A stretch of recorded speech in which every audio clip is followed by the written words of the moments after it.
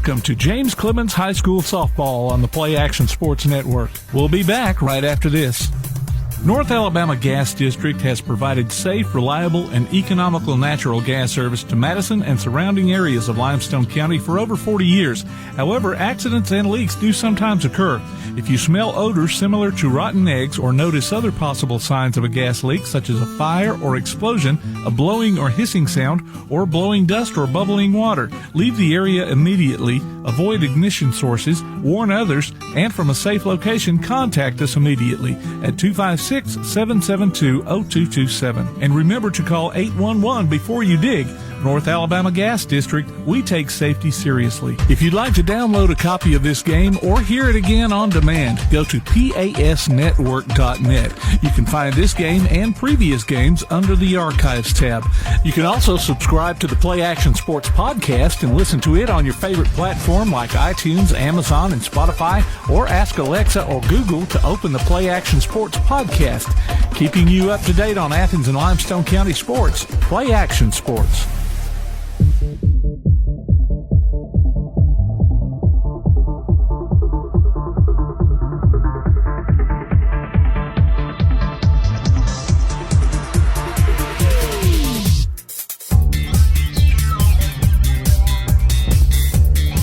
Good afternoon, everyone, and welcome to the Jetsplex, the home of the James Clemens Jets, for this afternoon's softball matchup between the visiting Austin Black Bears and your James Clemens Jets. I'm Kirk Pierce alongside my producer, Mr. Tim Lambert, getting ready for some softball action in this area region, or it's not region, it's area play, right? So it's area play, right? I got the JVs up here talking to me in the press box where they're making things work for me up here with the scoreboard and everything. The coaches are meeting at the plate as we get about ready to have first pitch here shortly. We'll take a quick break, and when we come back, we'll do starting lineups and get this game underway. You're listening to James Clemens Softball on Play Action Sports. You know, some real estate agents want to find the home that offers them the best commission with the least effort. Well, the goal at Dream Key Real Estate is to find the home that's right for you. Call Adam Graves at 256-374-1162 to get started on that new journey. Whether you're in the market for your first home or you're ready for a change, Adam is here to help you achieve your dream. He's a local agent with local knowledge. Call him at 256-374-1162 or drop by and see him in person at 121 North Jefferson Street in Athens. Adam Graves at Dream Key Real Estate. One of the worst feelings you can have is that of being stranded. Well, BT's Towing, Tire, and Truck Repair makes that a thing of the past, with 24/7 towing services and roadside assistance in the northern Alabama and southern Tennessee areas. But that's not all. They also offer truck and trailer repair, mobile welding, brake service and repair, new and used tires, and other major and minor repairs. Their name says it all, BT's Towing, Tire, and Truck Repair. For 24/7 response, call 497-8234. That's 497-8234. BT's Towing, Tire, and Truck Repair. Attention high school sports fans. Are you an armchair official? You know, the parent or fan who constantly yells at the referees and loves to let everyone know just how bad you think they are. Well, if you think you could do better, then get in the game and prove it. It's time for you to suit up and make the calls where they actually count. Every sport in Alabama needs more officials. Sign up today at highschoolofficials.com. Applebee's Tailgate Talk wants to recognize our local athletes, and you can help. Go to tailgatetalk.net throughout the school year to vote for the Applebee's Neighborhood Athlete of the Week. The winner receives a gift card from the Athens Applebee's and a Tailgate Talk t-shirt from that shirt printing place. Submit your own nominations for future polls, too. While you're there, check out the Tailgate Talk archives and see what you might have missed. That's the Applebee's Neighborhood Athlete of the Week. Cast your vote today from Applebee's Neighborhood Grill and Tailgate Talk. Once again, welcome back to James Clemens Softball right here on Play Action Sports as they are doing the call-outs of the lineup for the visiting Austin Black Bears at the moment. And then they're going to introduce the James Clemens Jets softball team, and we'll also have the playing of our national anthem as we start to take a look at the lineups for today. For Austin, you've got Michaela Fuqua. She is Playing shortstop, you got Kinsley Higdon. She's going to play catcher, batting in the number 2 spot. Claire White is going to play center field for Austin. Arden Breedlove is going to be in the cleanup position, playing third base. Kira Taylor in left field in number 5 spot. Lindy Perkins at first base, batting number 6. You've got Patience Joshua. She's going to be your extra hitter. And then you've also got second base. It's played by Maddie Jones, and she's going to bat 8th. And then you have Molly Kate Jones in right field. And then looks like Cindra Pendleton will be the catcher for today. And right now you can kind of hear they're picking up all of the introductions of the James Clemens Jets out there in the field. And we'll get underway here in just a moment. Just kind of the lineup for the Lady Jets. Michaela King is going to be leading us off in the bottom of the first here shortly. And then batting second, Lauren Evans. Batting third, going to be Abby Newsom. Farrah Payton, cleanup. Sydney Plant, batting 5th. Sullivan Klopfenstein is batting 6th. Sadie South in 7th spot. You got Anna Kimbrough in the number 8 spot. And Kayla Thompson rounding out the lineup in the number 9 spot. Right now we're gonna listen to the playing of our national anthem. And you see by the dawn's early light what so proudly we hailed at the twilight's last gleaming, whose broad stripes and bright stars through the perilous fight o'er the ramparts we watched were so gallantly streaming, and the rocket's red glare, the bombs bursting in air, gave proof through the night that our flag was still there. Oh, say does that star-spangled banner yet wave o'er the land of the free and the home of the brave, the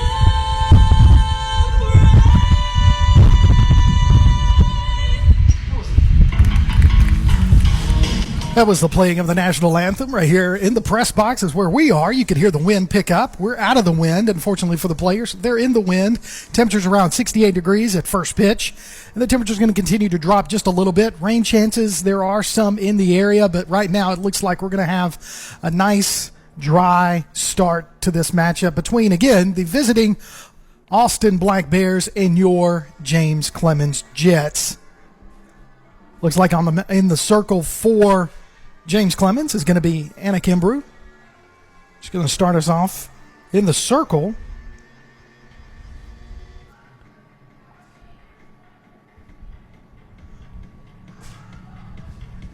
As we're getting ready to get started here in just a moment.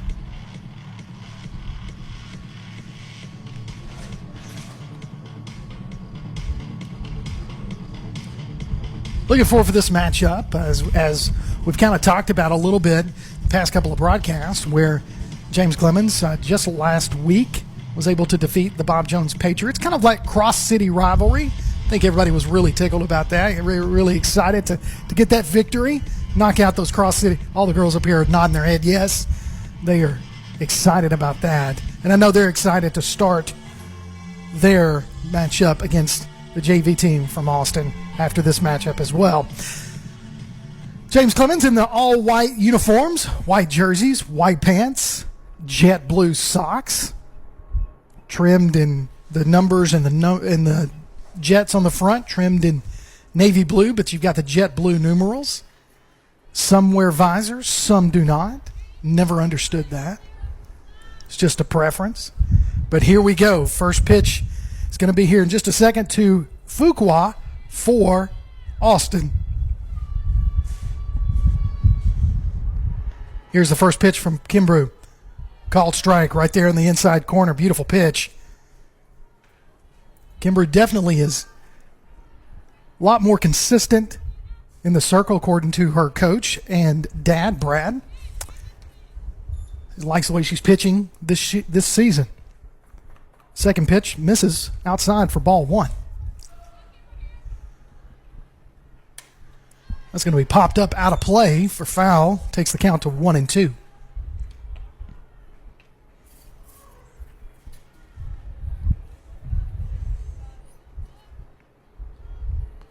Definitely playing up right now. You got shortstop, second base, inside, close to the circle. Playing a little bit shallow, close to the batter. Expecting a slap bunt. Ball called, high.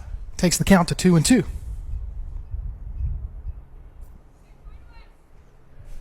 Two and two the count.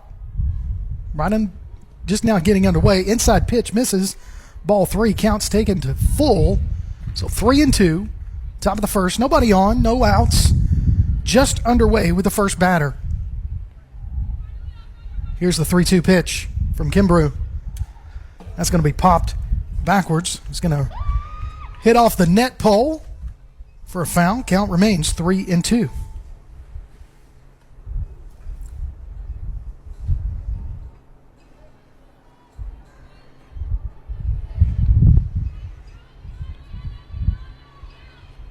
Here comes the 3-2 pitch. That one's going to be popped up. Going to go foul. Hit off the home dugout.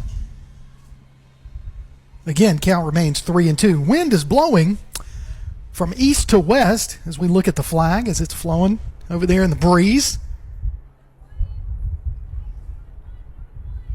Will that make a difference today? We shall see. Here's the payoff pitch from Kimbrough.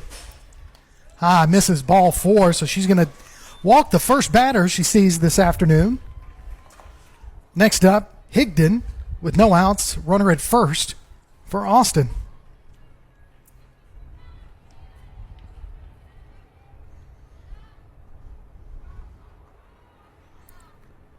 You got Evans at first base for James Clemens. Klopfenstein's at second.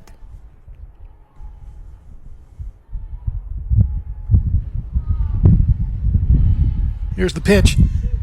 Squares the bunt. Doesn't pull back in time. That's a called strike. However, the runner, Fuqua, does take second on a stolen base. So one strike, runner at second base, nobody out, top of the first for Austin.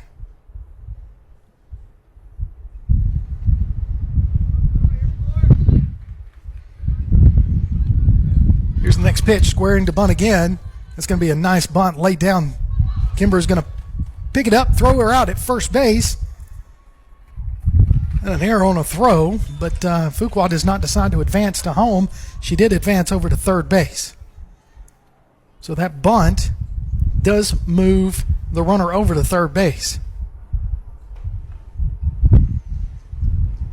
One out as Wright is now your batter from the left-hand side.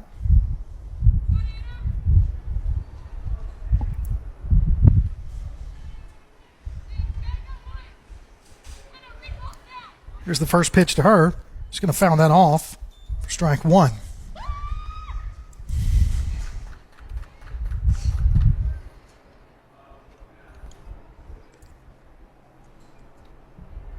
Looks like you got Peyton at third. She's kind of playing a little deep.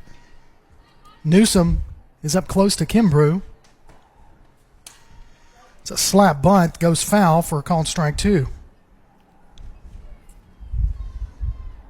So one out, one on, runner at third. 0-2 is the count to the third batter in the lineup.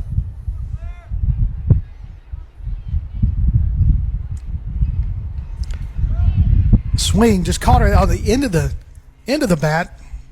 Does go foul. So count remains 0-2 for Wright.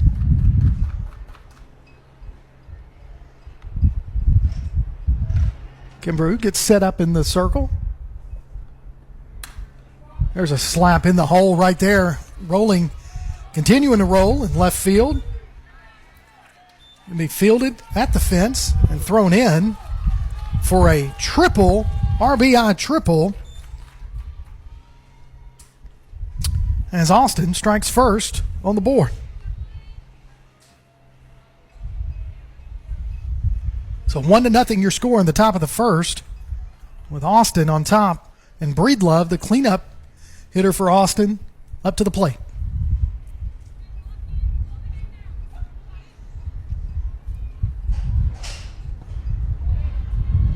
The ball misses low for ball one to Breedlove. So 1 out, 1 in is your score, 1-0. 1-0 pitch. She's going to foul that one down towards the right field. Not able to catch that. So count goes to 1-1.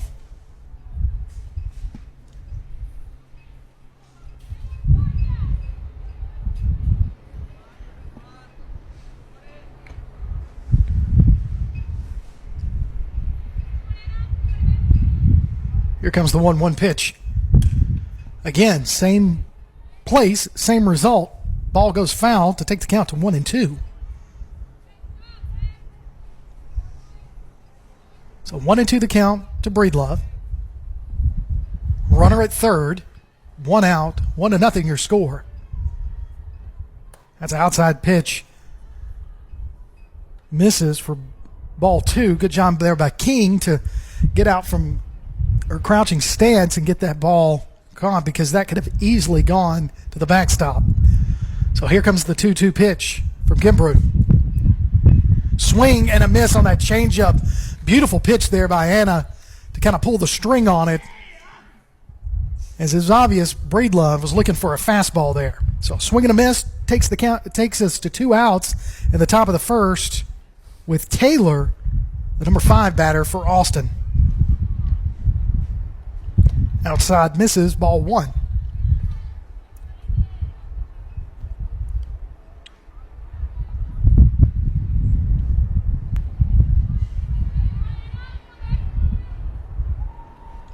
Swing and a miss. Another beautiful pitch there by Kimbrough. Count goes to 1-1, 2 outs, top of the first. Here's the 1-1 pitch. That's going to be fouled down towards the first base line. Count goes to 1-2.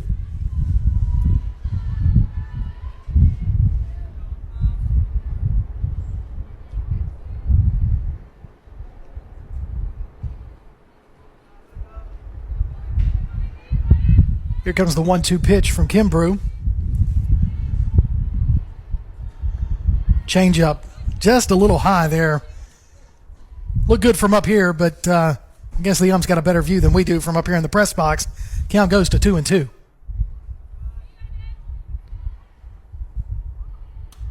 It's just kind of a looper that's going to be fielded by Newsom, caught in the air for out number 3. So we've played the top of the first inning. Austin strikes first, 1-0 your score. When we come back, bottom of the first, and James Clemens up to bat. You're listening to Jets Softball on Play Action Sports. North Alabama Gas District has provided safe, reliable, and economical natural gas service to Madison and surrounding areas of Limestone County for over 40 years. However, accidents and leaks do sometimes occur. If you smell odors similar to rotten eggs or notice other possible signs of a gas leak, such as a fire or explosion, a blowing or hissing sound, or blowing dust or bubbling water, leave the area immediately, avoid ignition sources, warn others, and from a safe location, contact us immediately at 256-772-0227. And remember to call 811 before you dig. North Alabama Gas District, we take safety seriously. The next time you need a pharmacy, one call to Athens Creekside Drugs, Salem Pharmacy, or Florence Express Pharmacy will fill the bill. All 3 locations are committed to providing you the best services a pharmacy can offer. Whether your needs are simple or complex in nature, they can all provide solutions that deliver results. They pride themselves on their customer service that includes timeliness, quality service, and a friendly attitude. Athens Creekside Drugs, 605 Highway 31 South. Salem Pharmacy at 28730 Highway 99, and Florence Express Pharmacy on Mall Road in Florence. Welcome back to James Clemens Softball right here on Play Action Sports. Kirk Pierce, Tim Lambert, and JV ball players up here for the Jets softball team. Y'all say hi real loud. Yeah, see, they run the scoreboard during the games and keep me on track with balls and strikes and outs and runs. That's how it works. 1-0 your score here at the Jetsplex. Austin on top. Due up this inning for James Clemens, McKenna King, Lauren Evans, and Abby Newsom. Hopefully we can get down to the cleanup batter, Farrah Payton, as Payton's been hitting a lot of home runs along with Abby Newsom this year. Hopefully we can get to see some those clear the wall or the fence. It's not a wall, it is a fence. Pitching for Austin is Pendleton,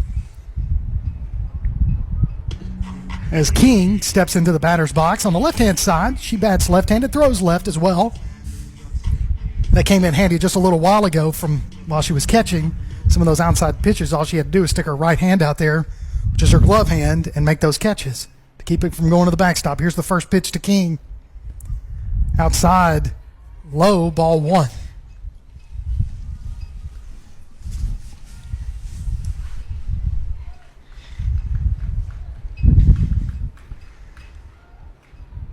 King ready to take a look at the second pitch to her. Here it comes on the way. Outside, misses, ball two. So 2-0 to King.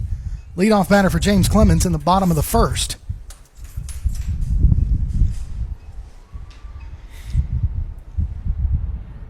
So 2-0. Here comes the pitch. Found the corner. That's what Pendleton's been looking for, is that outside corner. She finally found it. 2-1 goes the count to King.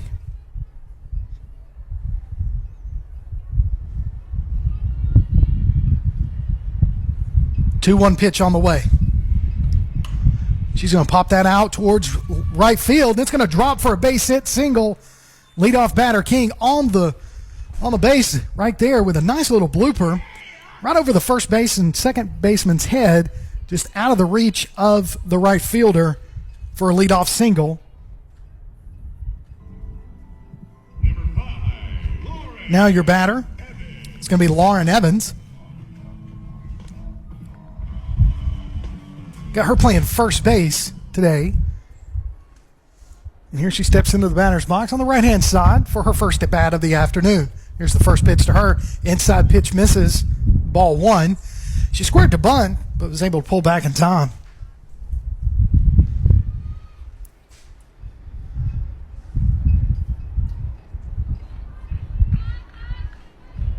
So here comes the 1-0 pitch with King at first. Evans is going to lay down a beautiful bunt to Pendleton. Pendleton's going to pick it up and throw her out at first, but that does move King over to second base. So sacrifice bunt there by Evans to move the runner over. Number 7, Abby Newsom. So now you have Abby Newsom batting third, playing shortstop this afternoon. This is really the heart of the lineup for James Clemens with Newsom and Payton. They can really do some damage. Check swing does not go around. Ball one. It's an inside pitch high. So Newsom was wise to lay off of that one.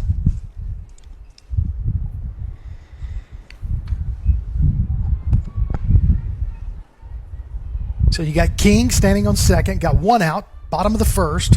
Newsom.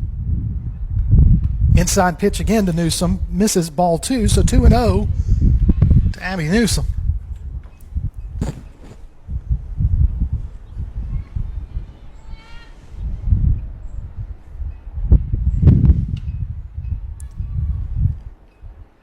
One to nothing your score. Bottom of the first. Austin with a 1-run lead.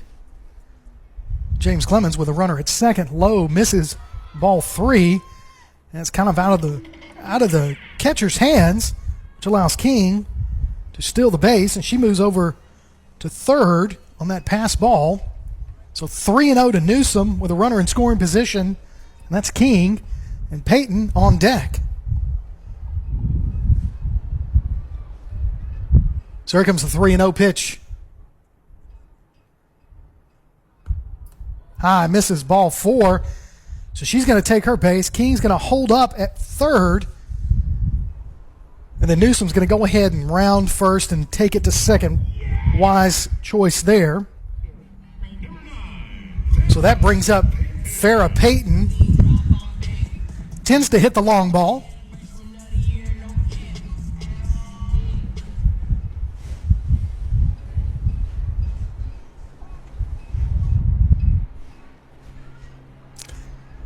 So Peyton, getting ready to look at the first pitch of the afternoon for her. With runners at second and third, that's King and Newsom. She's going to foul that one back. That was definitely a huge cut there. She wanted that one. So 0-1 is the count to Peyton. 1 out, bottom of the first.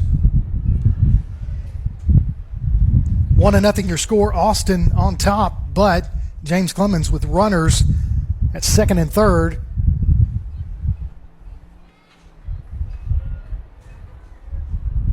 And the heavy hitter, Farrah Payton. Here it is. Outside pitch, misses ball 1. So 1-1 to Payton. Plant is your on-deck batter. Then Klopfenstein's in the hole, waiting for her at bat.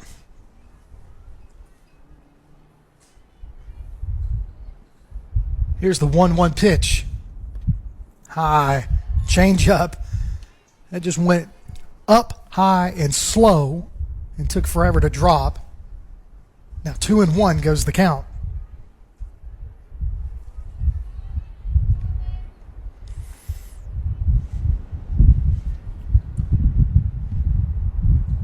Here's the 2-1 pitch to Peyton. That catch, it looks like it. I think she's gonna say it hit her. Ump's gonna say it hit the end of the bat. So foul ball is the call. So 2-2 to Peyton.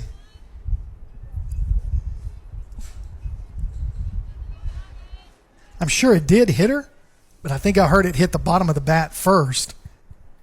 But good try there by Peyton to get the free base. So here's the 2-2 pitch. Change up, misses outside, ball 3, so full count to Farrah Payton.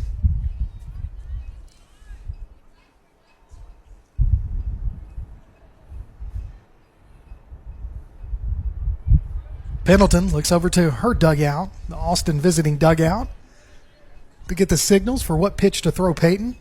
My recommendation, don't throw inside. Here we go. Here's the pitch. Pitch across the plate. Early swing there by Peyton. She takes it down the third base line for foul ball. Count remains 3-2.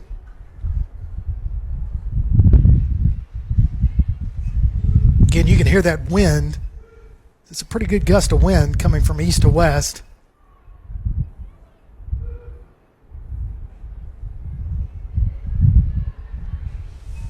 Here's the payoff pitch.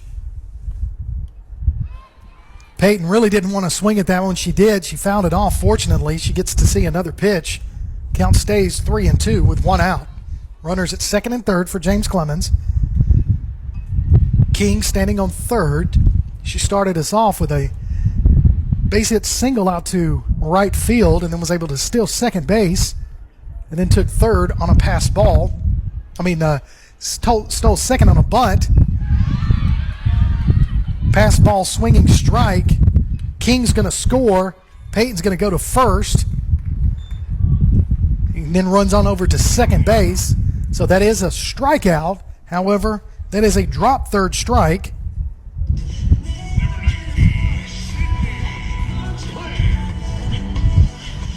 And then Peyton went ahead and on to second base. So again, you've got Plant with runners at second and third, and James Clemens has tied it up as King was able to score on that pass ball. So 1-1 is your score in the bottom of the first with 2 outs. Or no, 1 out.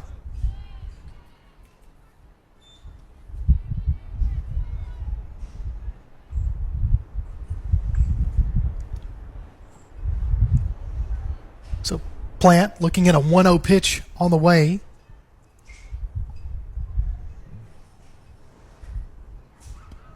Inside low, misses, ball 2.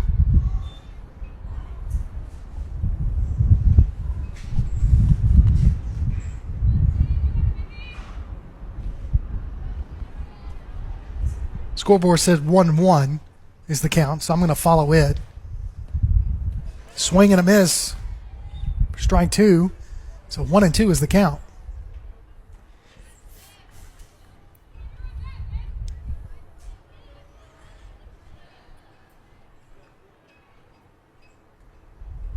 So 1-2 pitch to Plant. High, misses, ball 2. So the count goes to 2-2. Newsom's at third. Peyton is at second base. 1 out. 2-2 pitch to Plant on the way. Here it comes. Change up. Still high. Full count. So James Clemens doing a good job being patient at the plate. This is like the 5th straight 3-2 count that we've taken Pendleton to. And here comes the payoff pitch for Plant. Low in the dirt. That's going to load the bases for Klopfenstein as she's ready to do some damage here, hopefully. Bring in at least 1, possibly 2 runs. All she's got to do, put the ball into play.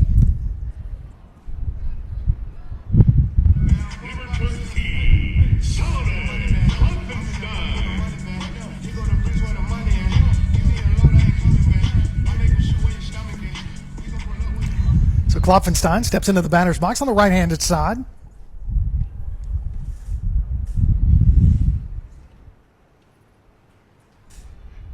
Here's the pitch to her, low and in the dirt. It's going to be, ooh, that was close. Thought it was going to go on the backstop. The catcher was quick in jumping up and getting that one before Newsom could score. So 1-0 the count to Klopfenstein.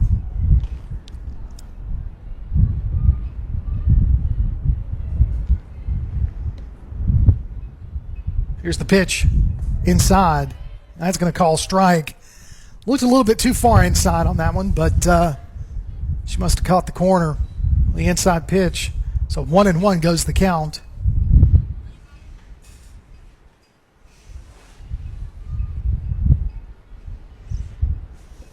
Here comes the 1-1 pitch.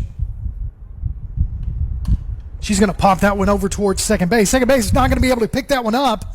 So she's got a 2 RBI single as James Clemens takes a 3-1 lead right there with just a little blooper over the second base bag. And the second baseman, she kind of put her glove out there like she wanted to do something with it, but it rolled underneath her glove and scored 2 runs there. So 2-run RBI single for Klopfenstein. With Plant at second.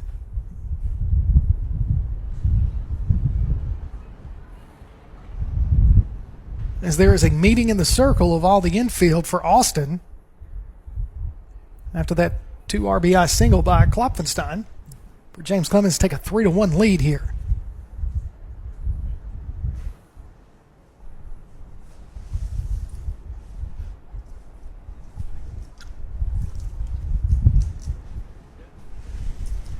So courtesy runner in there for James Clemens at second base. With now South. South is your batter. South's going to pop that one towards left field. It's going to bounce off the left field wall as 1 run scores. 2 runs on the way in. It's going to be caught at home plate. As Klopfenstein's going to be thrown out, trying to slide, but we did get one run in off of that triple by South towards the left field wall.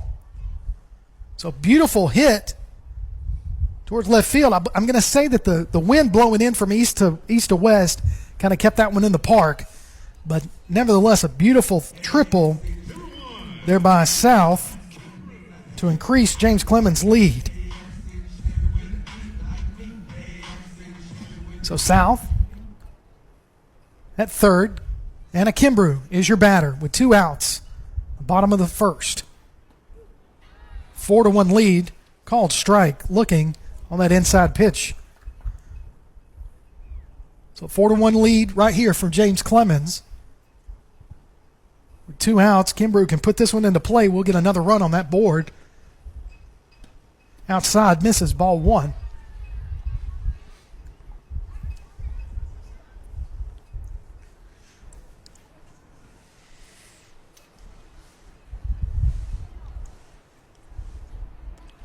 So 1-1 to Kimbrough. Swing and a miss for strike 2. Now listen, you can check out the PAS Plus mobile app. It's your connection to all of our live streams, along with scores, game archives, and a whole lot more. All you got to do is go on to pasnetwork.net and look for those download links, and we'll keep you updated throughout the afternoon. Swing and a miss is a strike call or strike to end the inning. So 4-1 your score. James Clemens on top. When we come back, we'll have the top of the second. You're listening to James Clemens Softball on Play Action Sports. You know, some real estate agents want to find the home that offers them the best commission with the least effort. Well, the goal at Dream Key Real Estate is to find the home that's right for you. Call Adam Graves at 256-374-1162 to get started on that new journey. Whether you're in the market for your first home or you're ready for a change, Adam is here to help you achieve your dream.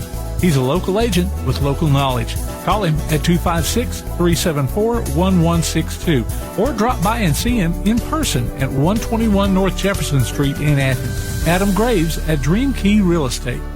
PASnetwork.net. It's now your gateway to the Play Action Sports Network. Whether it's Play Action Sports coverage of school, youth, and amateur sports from Athens and Limestone County, or Calhoun basketball, James Clemens Sports, and Applebee's Tailgate Talk via PAS Plus. PASnetwork.net. Follow the links to download apps to hear live streams and podcasts, enable Alexa skills, or listen live on your computer. Covering Athens and Limestone County area sports, PASnetwork.net.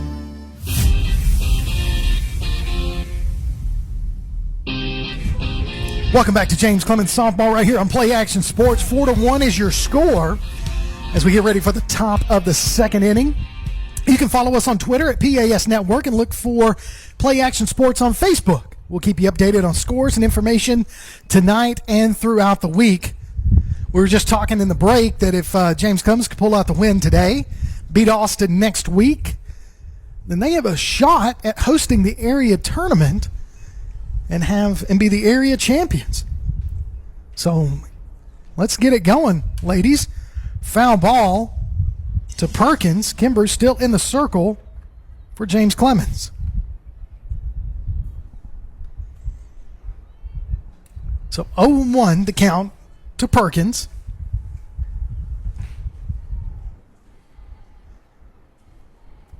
Here's the 0-1 pitch. Inside, very high. Got a little chin music right there. She had to lean back just a little bit on that pitch from Kimbrough. 1-1 is the count.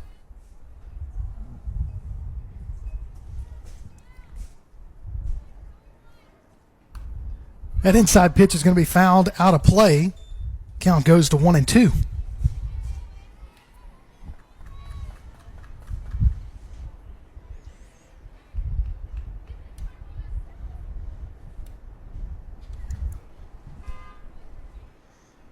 Here's the 1-2 pitch. It's going to be fouled down third base line. Count stays 1-2.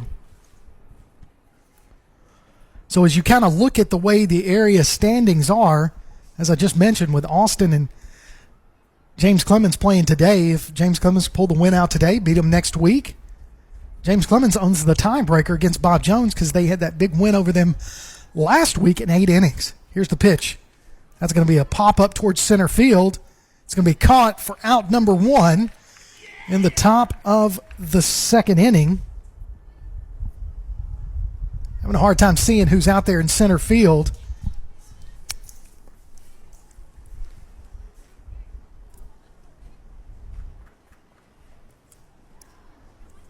So Thompson is in center field. Makes Plant in right field. No? Check that. That is not Plant in right field.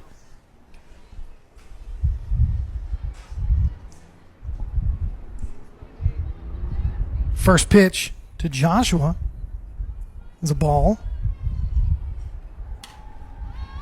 That was going to be popped foul, out of play.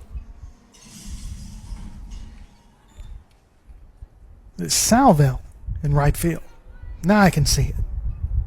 And they were showing me the number here in the press box. Thank you, ladies. So 1-1 the count to Joshua. Foul back. Count goes to 1-2. That wasn't real, ladies and gentlemen. It just sounded like somebody got hit. Little press box sound effects here at James Clemens. If you ever come up here, you can listen to the baseball and the softball sound effects. It's a lot of fun. So 2-2 the count. 1 out. Top of the second inning. 4-1 your score. James Clemens on top. Huge 4-run inning, the first inning. That one's going to go foul. Count remains 2-2.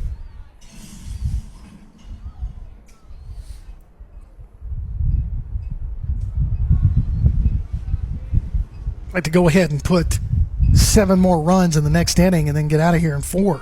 That'd be nice. That one ball was low and in the dirt for a 3-2 count.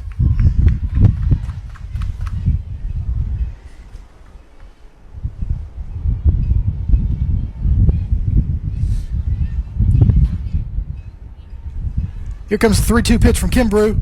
It's going to be fouled back. You want to talk about a quality at bat right now. Joshua has faced 7 pitches so far at this at bat. Fouled off several of them.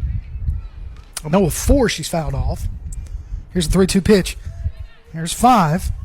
Foul off. Count remains 3-2.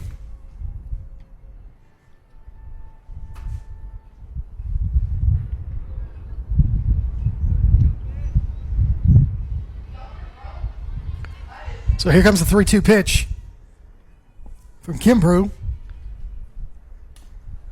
Fouled off again. So just a quality at bat there by Joshua.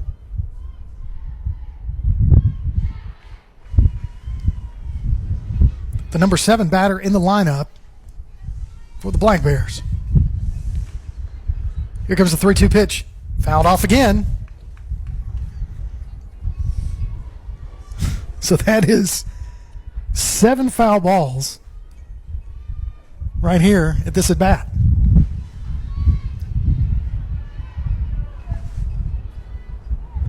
So Kimbrough again, pitching to Joshua, 3-2.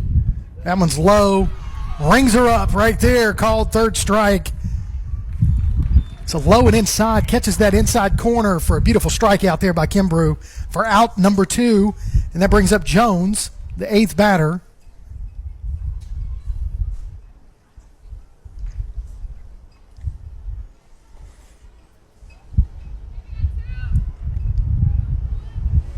Here comes the first pitch to Jones. Swing and a miss. Tried to go with that outside pitch. Couldn't catch up with it. Kimbrough right now has got the batters guessing about what she's going to throw next. Here's the next pitch. That one's low and in the dirt. Good stop there by King.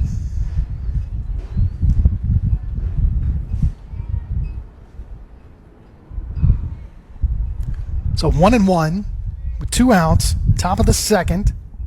4-1 your score. James Clemens on top. Here's the pitch. And that one's going to go just foul. Take the count to 1-2.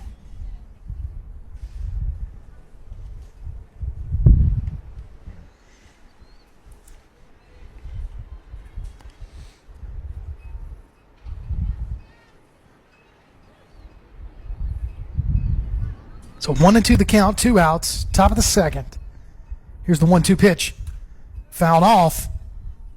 Count remains 1-2.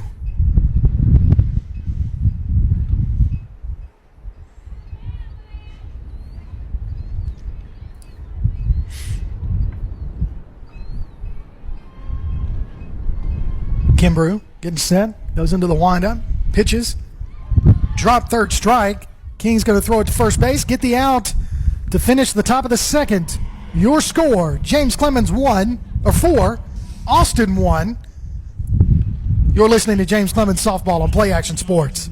North Alabama Gas District has provided safe, reliable, and economical natural gas service to Madison and surrounding areas of Limestone County for over 40 years. However, accidents and leaks do sometimes occur. If you smell odors similar to rotten eggs or notice other possible signs of a gas leak, such as a fire or explosion, a blowing or hissing sound, or blowing dust or bubbling water, leave the area immediately, avoid ignition sources, warn others, and from a safe location, contact us immediately at 256-772-0227. And remember to call 811 before you dig. North Alabama Gas District, we take safety seriously. One of the worst feelings you can have is that of being stranded. Well, BT's Towing, Tire, and Truck Repair makes that a thing of the past, with 24/7 towing services and roadside assistance in the northern Alabama and southern Tennessee areas. But that's not all. They also offer truck and trailer repair, mobile welding, brake service and repair, new and used tires, and other major and minor repairs. Their name says it all, BT's Towing, Tire, and Truck Repair. For 24/7 response, call 497-8234. That's 497-8234. BT's Towing, Tire, and Truck Repair. Welcome back to James Clemens Softball. Right here on Play Action Sports. Due up this inning, it's going to be Kayla Thompson. Then we go back to the top of the lineup with McKenna King and Lauren Evans. James Clemens with a 4-1 lead as we head into this bottom of the second inning. You can go to online to tailgatetalk.net, enter your nominations for the Applebee's Athlete of the Week, and vote on this week's poll. We'll announce the winner Saturday between 10 and noon on Applebee's Tailgate Talk on WKAC. The winner receives a gift card from Athens Applebee's and a Tailgate Talk t-shirt from that shirt printing place.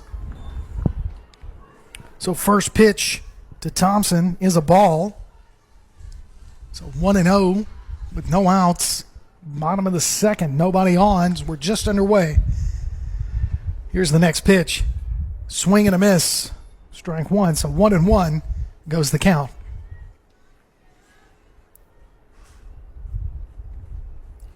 Austin wearing all black pants, black socks, orange jerseys. Third pitch to Thompson misses, ball 2. So 2-1.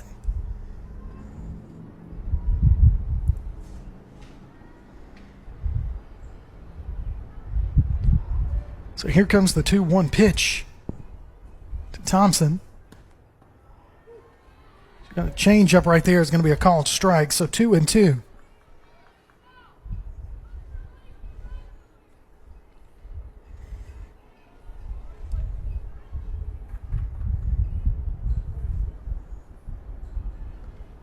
So here's the 2-2 pitch.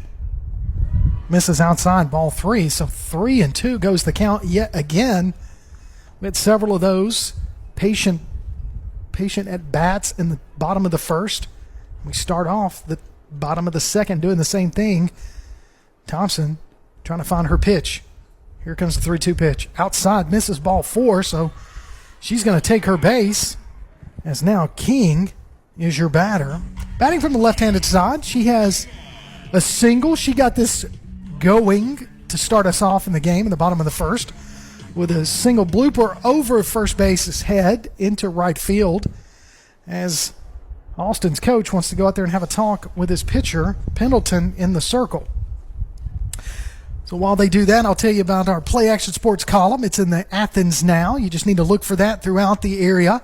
We'll update you on what's been happening in local sports as well as upcoming games and events. The paper is free and available at businesses all around the area. So go and look for Athens Now paper and look for this Play Action Sports column in that. You can kind of tell what the coach is talking to Pendleton about. It's all about her footwork as she's getting rid of the ball on her pitches. So you've got King up to bat, 1 on, no out, bottom of the second, 4-1. James Clemens on top with your score. So let's see if King can keep her streak of hits going right here and make it 2. That would make it a streak.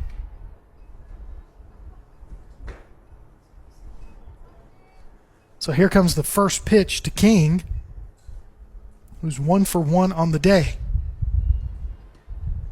That one goes behind her for a ball, and that's going to allow Thompson to steal second on a wild pitch.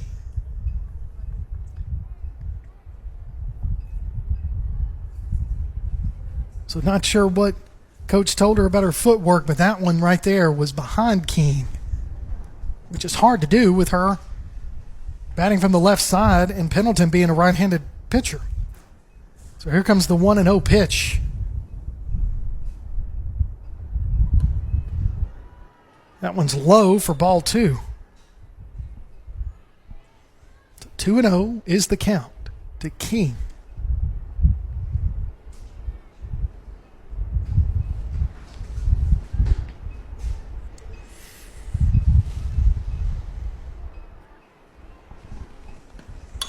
King's going to hit that one right up the middle towards center field. Thompson's going to round third, step on the plate, add another one to the scoreboard. James Clemens 5, Austin 1, as King just hit that hard ground ball right up the middle for an RBI single with no outs in the bottom of the second. Number 5, Lauren Evans. Now Lauren Evans. She did a sacrifice bunt to move King over to second base in the bottom of the first. And then King ran to third on a passed ball, and then she led us off with our scoring. And now she brings in another run right here. King does. And she's on base at first base right here, waiting on Evans to bring her in. So first pitch to Evans is a ball. So 1-0 to her. Here comes the 1-0 pitch. That one's going to be a called strike. You can kind of see how that one broke right there across the plate. So 1-1, the count to Evans.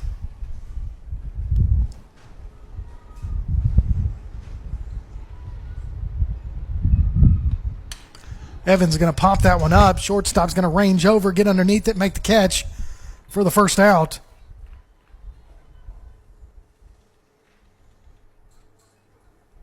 Pop that one up right to shortstop. That's Fuqua making the catch. But now Abby Newsom, who walked on her last at bat, she also scored in the bottom of the first. So let's see what happens here. That ball's going to miss high for ball 1.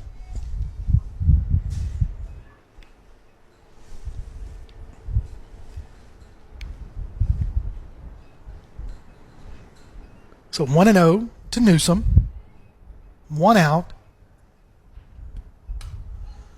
She's going to kind of check swing that one. It's going to drift foul over towards the home bullpen. So count goes to 1-1.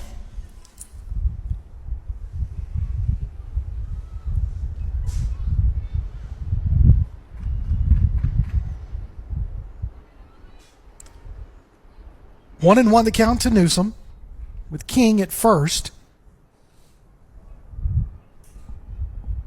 Here's the pitch. Change up as King's going to slide in safely into second. So 2-1 goes the count, and King with a stolen base. So that puts her in scoring position with the dangerous Newsom at the plate.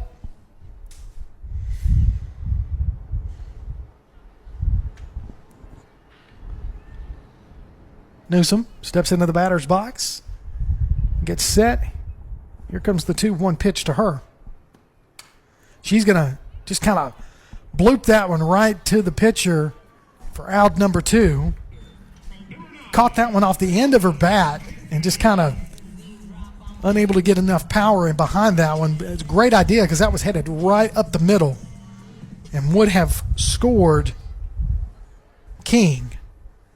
But now, the power hitter, Farrah Payton, 0 for 1. She struck out looking, but it was a drop third strike, and she was able to reach first base on that. So let's see what she does here. Swing and a miss. Misses that changeup completely, way ahead of that one. She was looking for the fastball the whole way. So 2 outs. Runner at second in the bottom of the second inning for James Clemens.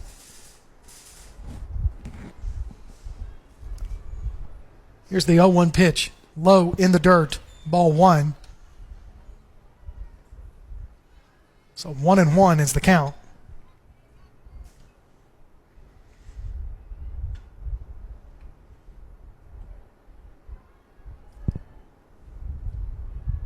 Here comes the 1-1 pitch to Payton.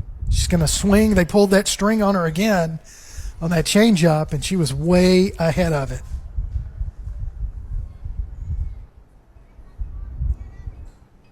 Super anxious there by Payton. I know she's one to drive one. She's kind of put her weight back just a little bit and get ready. So here comes the 1-2 pitch to Payton. She's going to hit that one center field. Still drifting. And it clears the wall for another James Clemens home run. As Farrah Payton puts that one over the left center, the J almost, if you will, in center field where it says Jets softball. And that's going to bring in 2 more runs to take the score to 7-1 on that home run by Farrah Payton. I don't know how many that is on the year, but I know she's got a handful, if not more. She hit the game winner against Bob Jones in the 8th inning to beat those cross-city rivals. So now Plant is going to be your batter.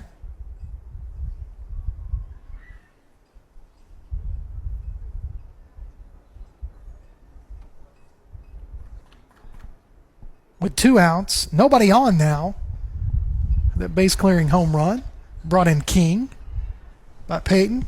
So here comes the first pitch to Plant for her second at bat. That was going to be a called strike. Plant walked her first at bat at the bottom of the first inning. So Plant getting ready to look at the 0-1 pitch. And it's on its way.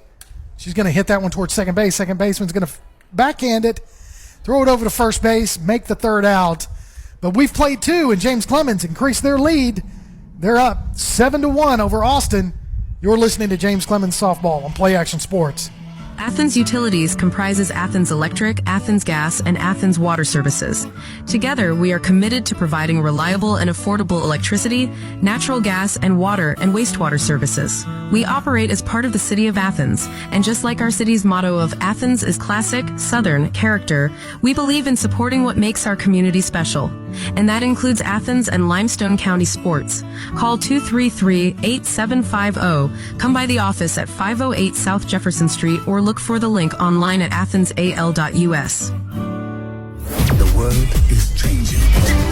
The Tailgate Talk app has changed. It's got a new name and a new look. It's now known as PAS Plus, and it's your home for Applebee's Tailgate Talk, along with James Clemens Sports and Calhoun Basketball. Change never hurt, huh? Look for the download links at PASnetwork.net or TailgateTalk.net. PAS Plus, Play Action Sports, plus a little extra. PAS Plus from Play Action Sports.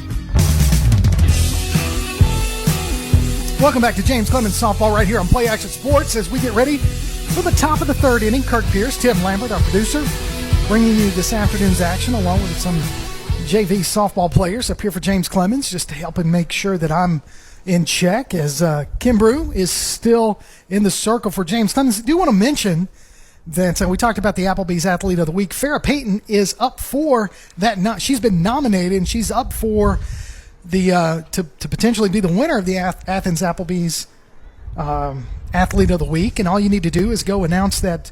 We'll announce the winner, but make sure you vote on this week's poll if you want Farah to have a shot at winning that. She could win a gift card from Athens Applebee's and a t-shirt, a Tailgate Talk t-shirt from that shirt printing place. So, Kimbrough's first pitch to the number 9 batter for Austin, Jones, is fouled off. The second pitch to Jones has been fouled off. So quickly, Jones is in the hole at 0-2 to start off the top of the third.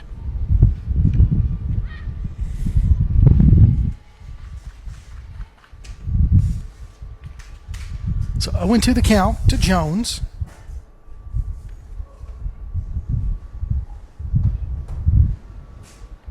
Right now we got a little bit of a time. It looks like Peyton's got to do a uniform adjustment at third base. She gets that taken care of.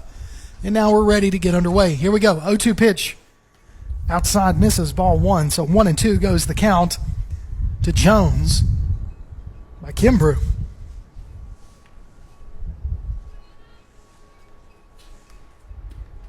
Outside pitch miss again. 2-2 is the count.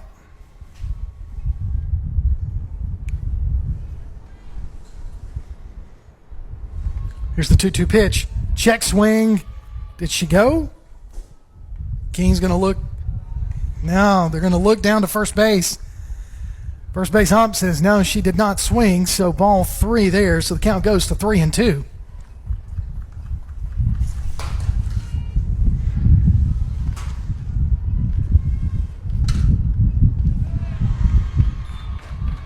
So ball 4, she'll take her base. The leadoff batter walks for Austin. The top of the third.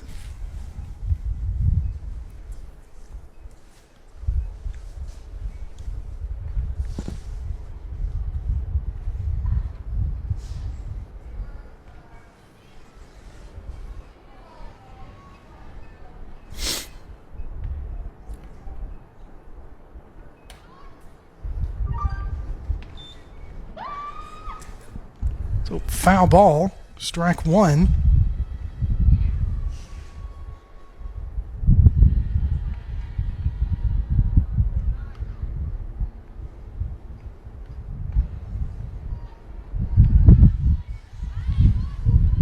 Called strike on a stolen or a squared up to bunt. So 0-2 goes the count.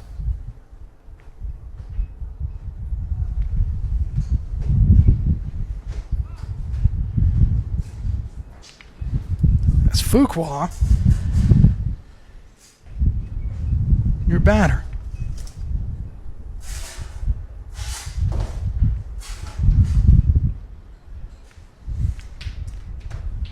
So Coach Kimbrough comes out, wants to talk to the ump. We'll take a moment to just kind of look and remind you that you can always download a copy of this game or listen to it on demand by going to pasnetwork.net. There's a streaming schedule of upcoming games and links to our mobile apps as well. As I can see some of the JV players up here with their phones out going to PAS Network and voting for Miss Farah Payton. How about that, Tim? You get everybody behind. Y'all go tell everybody about that and make sure they go and vote. I'd love to see Farah take that award home for the week. As Kimbrough's continuing to talk to the ump behind the plate. And now it looks like we're ready to go. As 0-2 the count to Fuqua.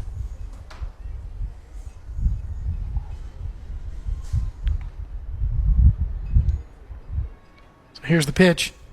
Low in the dirt for ball 1.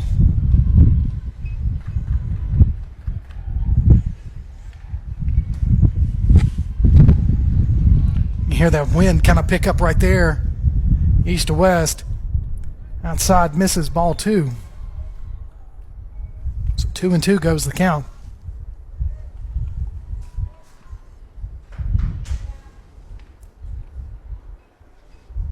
Here's the 2-2 pitch.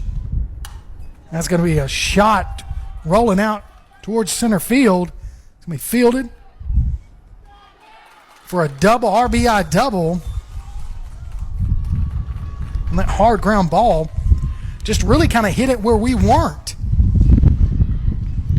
As Newsom was kind of playing over just a little bit, almost caught the runner coming off of second base, almost caught her on the heel, but she wisely jumped.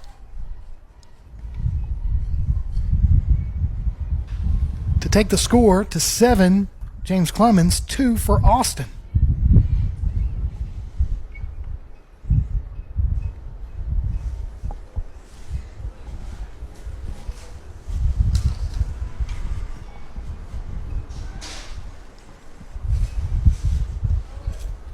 Is now Higdon, the number 2 batter in the lineup for Austin, stepping up to the plate. Runner at second, no outs. That's going to be hit towards Newsom at short. She's going to throw it to first base. Evans is going to get that one out of the dirt, but unable to make the tag or put her foot back on the bag in time. That's a single for Higdon. Moves Fuqua over to third base. So now you have runners on the corner with nobody out and a 7-2 lead right here with Wright, the third batter in the lineup, who's 1 for 1. And she hit a hard shot out towards left field. She squares to bunt.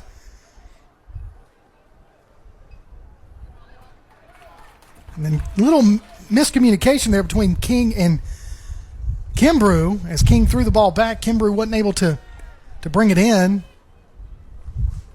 And that allowed Higdon to take second base. So, ball 1, the first pitch to Wright.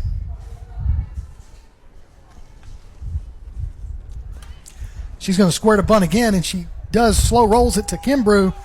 That's going to bring in 1 run on that sacrifice bunt.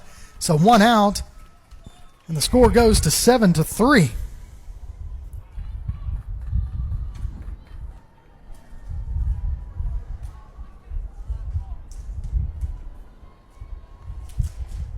So Higdon at third base with Breedlove, the cleanup batter for the Black Bears.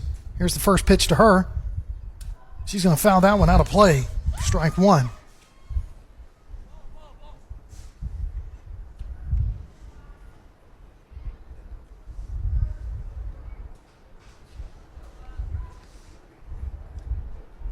So 0-1 the count to Breedlove.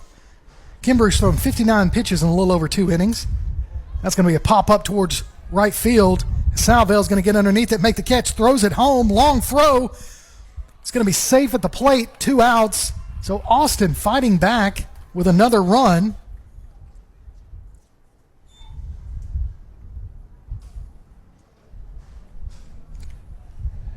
As now you have Taylor, your batter, James Clemens holding on to a 3-run lead in the top of the third. 7-4 your score. Coach Kimbrough wants to have a talk with his pitcher, Anna. Kind of tell her what she needs to do to correct. Now I'm just going over there to talk to him as well.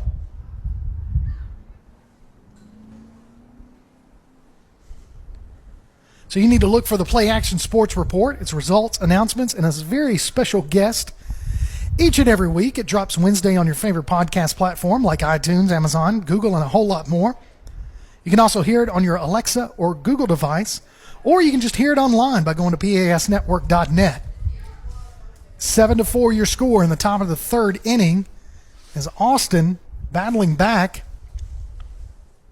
this inning with 3 runs to go on top of the 1 that they scored in the top of the first. 2 outs. The number 5 batter, Taylor, who's 0 for 1. She flew out to Newsom in the second inning. Check that in the first inning to end that inning. So let's see if she'll do that this time. Just have a repeat performance.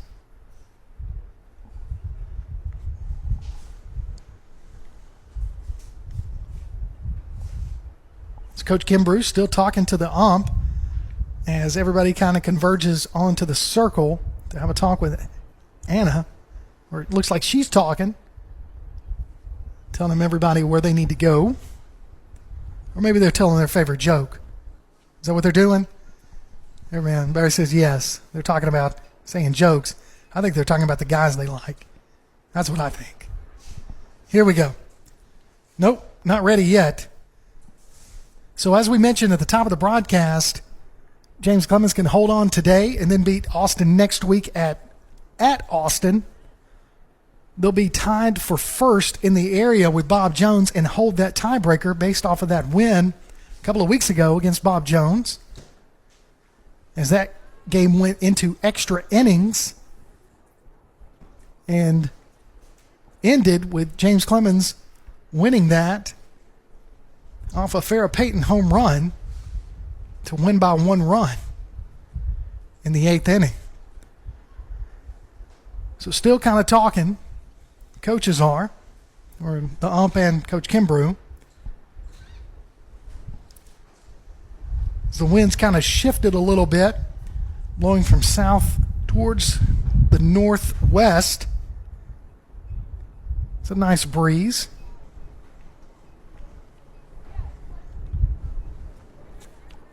Now I want to remind you of the Jets All-In campaign. That campaign's been set up to help the various athletic programs here at James Clemens. You can donate to a specific athletic program out here, or you can do just a general donation and they'll put it where it needs to go. For more information on donating, all you need to do is go to jcathletics.net. And I know that they're doing a mattress sale this Saturday, I believe, for the football program to help with the locker room and some supplies that they need and equipment for the football program. So you can always support that as well. For more information, all you need to do is go to jcathletics.net and get your information for the mattress sale. All right, we're ready to get going. Coach Kimbrough went ahead and went out to the circle to have a visit with his pitcher, Anna. And so here's the first pitch to Taylor with 2 outs. She's going to lay off of that first pitch, but it's a called strike. So 0-1 from Kimbrough to Taylor.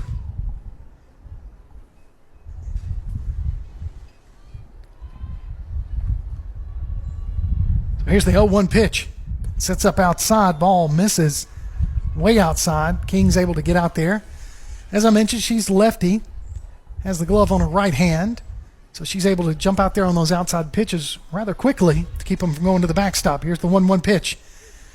Change up, called strike, drops right in there. Beautiful pitch there by Kimbrough.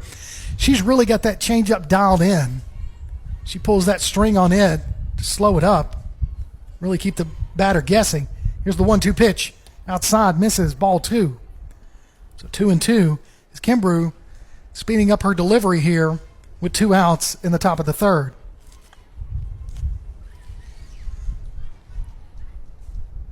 2-2 pitch on the way. Swing and a miss.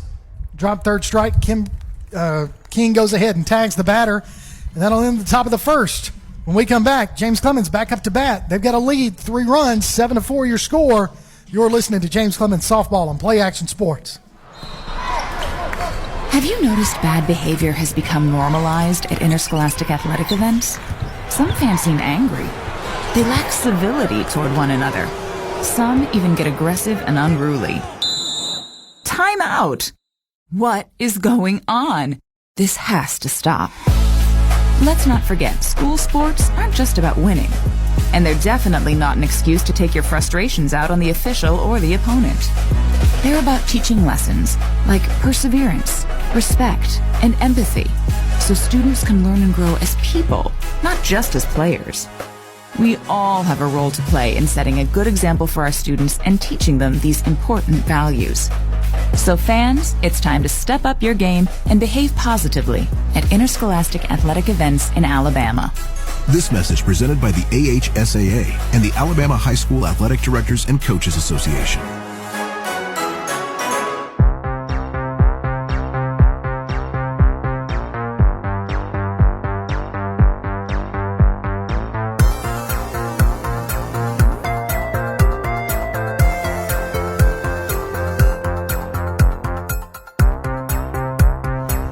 Welcome back to James Clemens Softball right here on Play Action Sports. Due up this inning, you got Klopfenstein going to lead us off. South and Kimbrough Then hopefully we can get some runners on and get to Thompson, then back to the top of the order. So here comes Klopfenstein with her second at bat of the day. She's 1 for 1. Had a single towards center field. She takes a look at called strike one.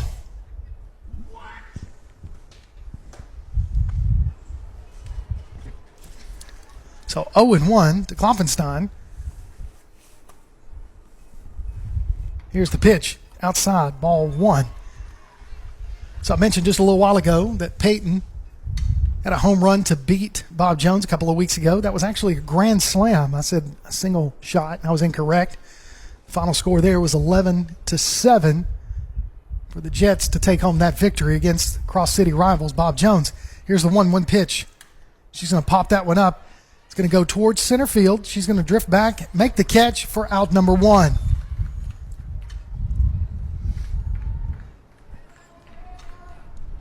So now South is due up. She's also 1 for 1. She tripled on a ball to center field that I really believe the wind kind of caught that one and kept it in the park. But she was able to get a triple out of that in her first at bat in the bottom of the first inning.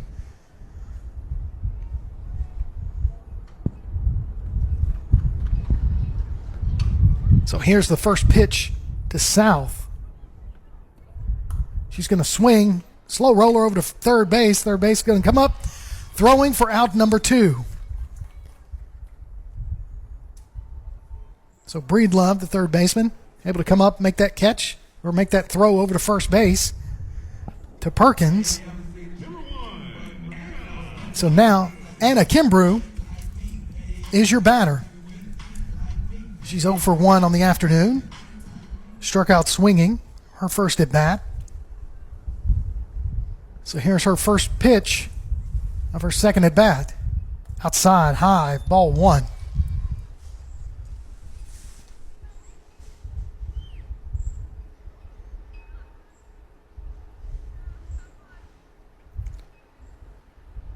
So here comes the 1-0 pitch to Kimbrough.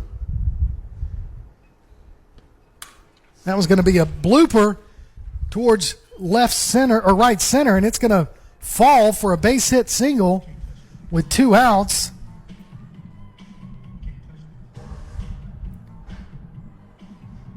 And now Thompson is your batter, and she walked at her first at bat.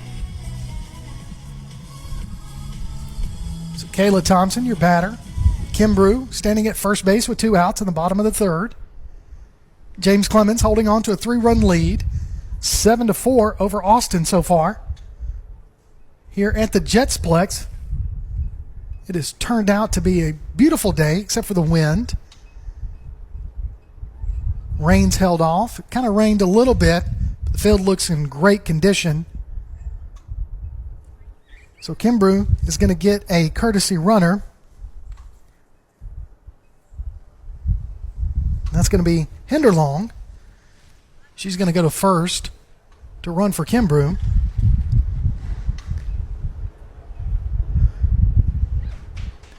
So waiting on the first pitch to Thompson from Pendleton. Thompson batting left. She's going to take a look at ball one. Ball must have been just a little bit high. So 1-0 to Thompson.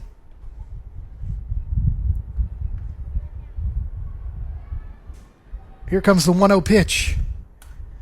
He's going to slap that one, goes foul towards third base. So 1-1 is the count.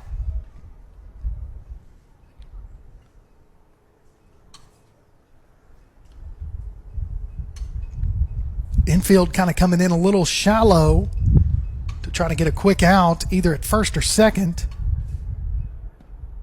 Outside misses ball two with Hinderlong standing on first base. She's the courtesy runner for Kimbrough.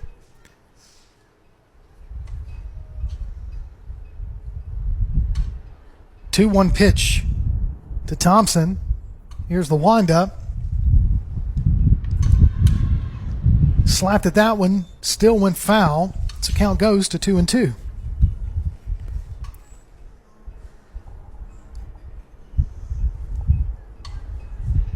So 2-2 to Thompson.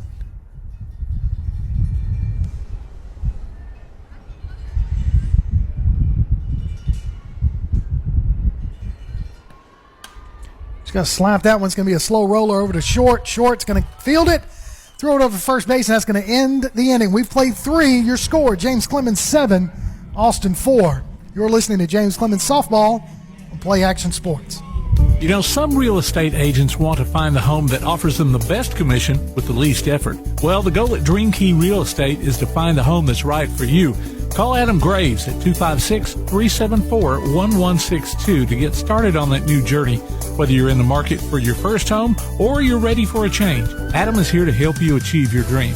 He's a local agent with local knowledge. Call him at 256-374-1162 or drop by and see him in person at 121 North Jefferson Street in Athens. Adam Graves at Dream Key Real Estate.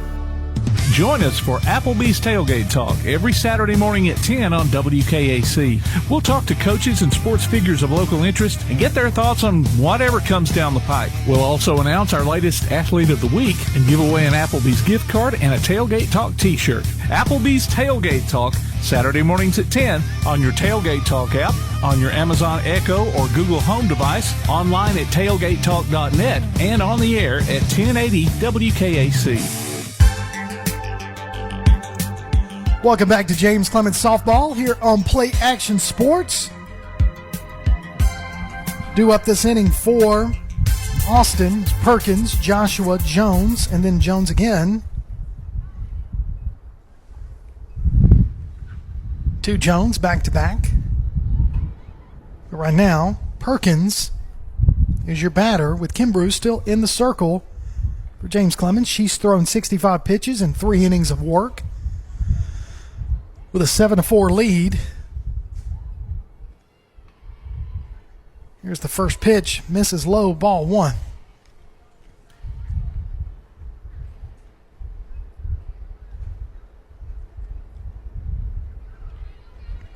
Here's the 1-0 pitch. Low in the dirt, ball 2.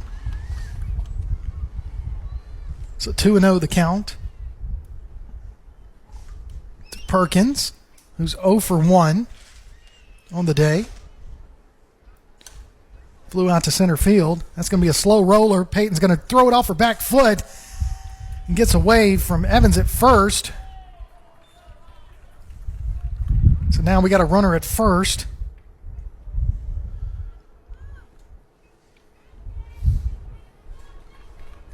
And now Joshua, your batter, struck out looking.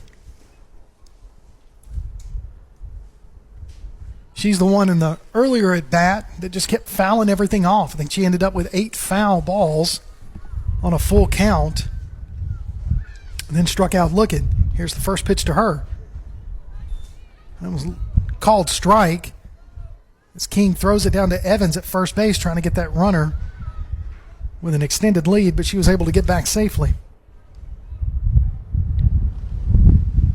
So 0-1, outside, misses, ball 1. So 1-1 goes the count.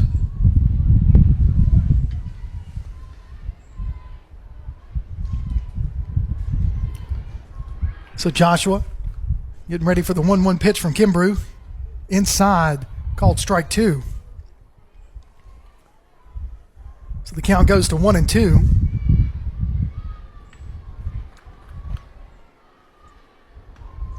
Here's the 1-2 pitch. That's going to be foul ball down the third base line. Count remains 1-2.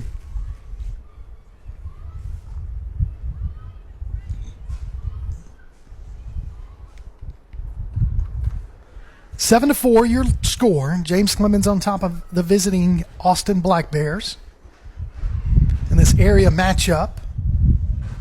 Here's the 1-2 pitch. Outside, ball 2.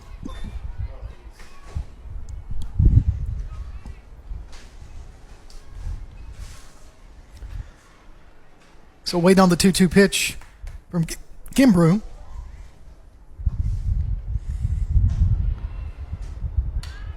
And that's going to be a hit down the third base line just underneath Peyton's glove for a single.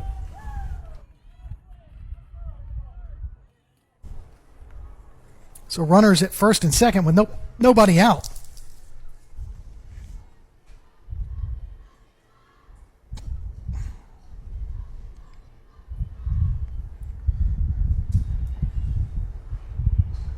So now Jones is your batter, 0 for 1.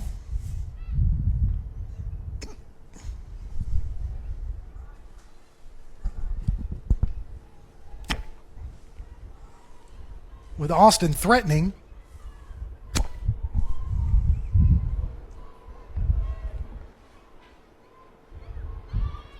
She's going to square to bunt, fouls that one back, out of play.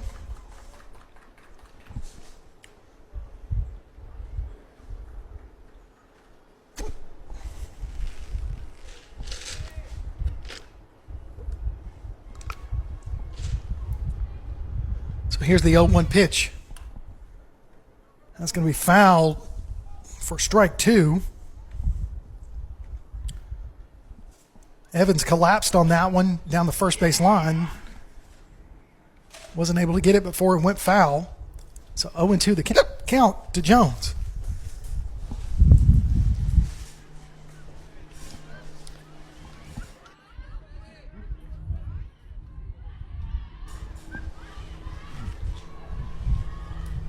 So here's the 0-2 pitch. High and outside. Ball 1.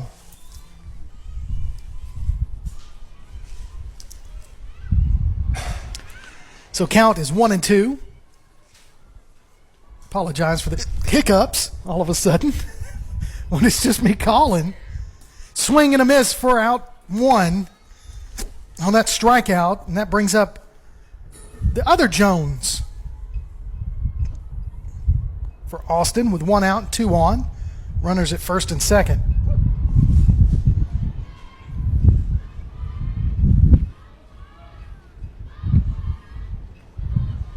So now Kloffenstein slowly comes in from second base.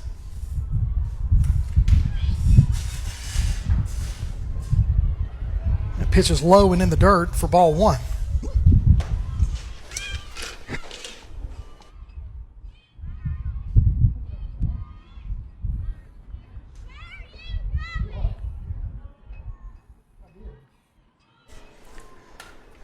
That's going to be a slap foul.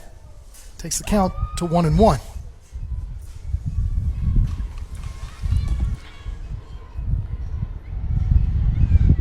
So 1-1, 1 out, runners at first and second for Austin with the number 9 batter up to bat. She's going to slap that one down third base line. It's going to be thrown over to first base. Evans unable to come up with it. So now the bases are loaded.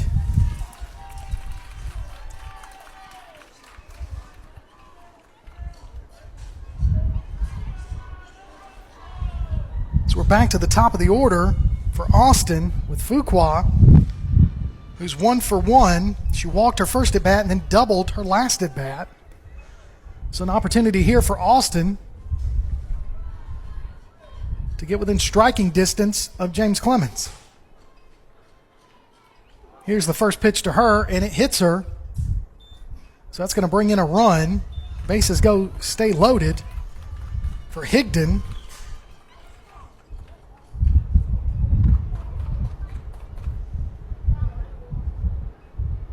So now your score 7-5. And so we're going to converge on the circle and have a meeting in the circle. So as a reminder, you can go online to tailgatetalk.net, enter your nominations for the Applebee's Athlete of the Week, and vote on this week's poll. We'll announce the winner Saturday between 10 and noon on Applebee's Tailgate Talk, which is on WKAC every Saturday. The winner receives a gift card from the Athens Applebee's and Tailgate Talk t-shirt from that shirt printing place. As we mentioned, Farrah Payton is one of the nominees for the Applebee's Athlete of the Week. Thank you. As Tim went and got me a cup of water to help battle these hiccups. I think I got a handle on it, Tim. I don't know. You never know. So here comes the first pitch to Higdon.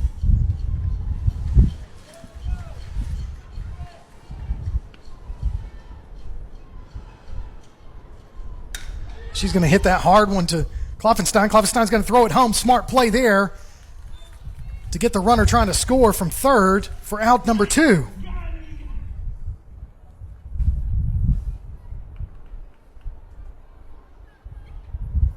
So bases stay loaded for Wright. But your score remains 7-5. James Clemens on top in the top of the 4th with 2 outs.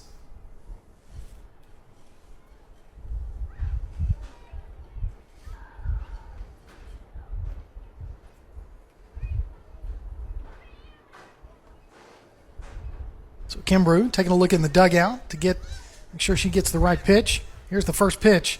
That's going to be a laid down bunt. Nobody's going to have time to field that one. It's going to score another run on that bunt. So now Austin within 1 run, 7-6.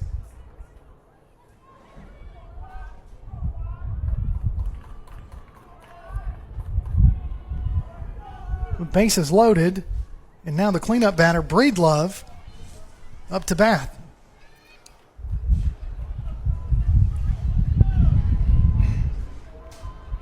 She's 0 for 1, struck out swinging, and then a sacrifice fly. First pitch to her is outside, ball 1.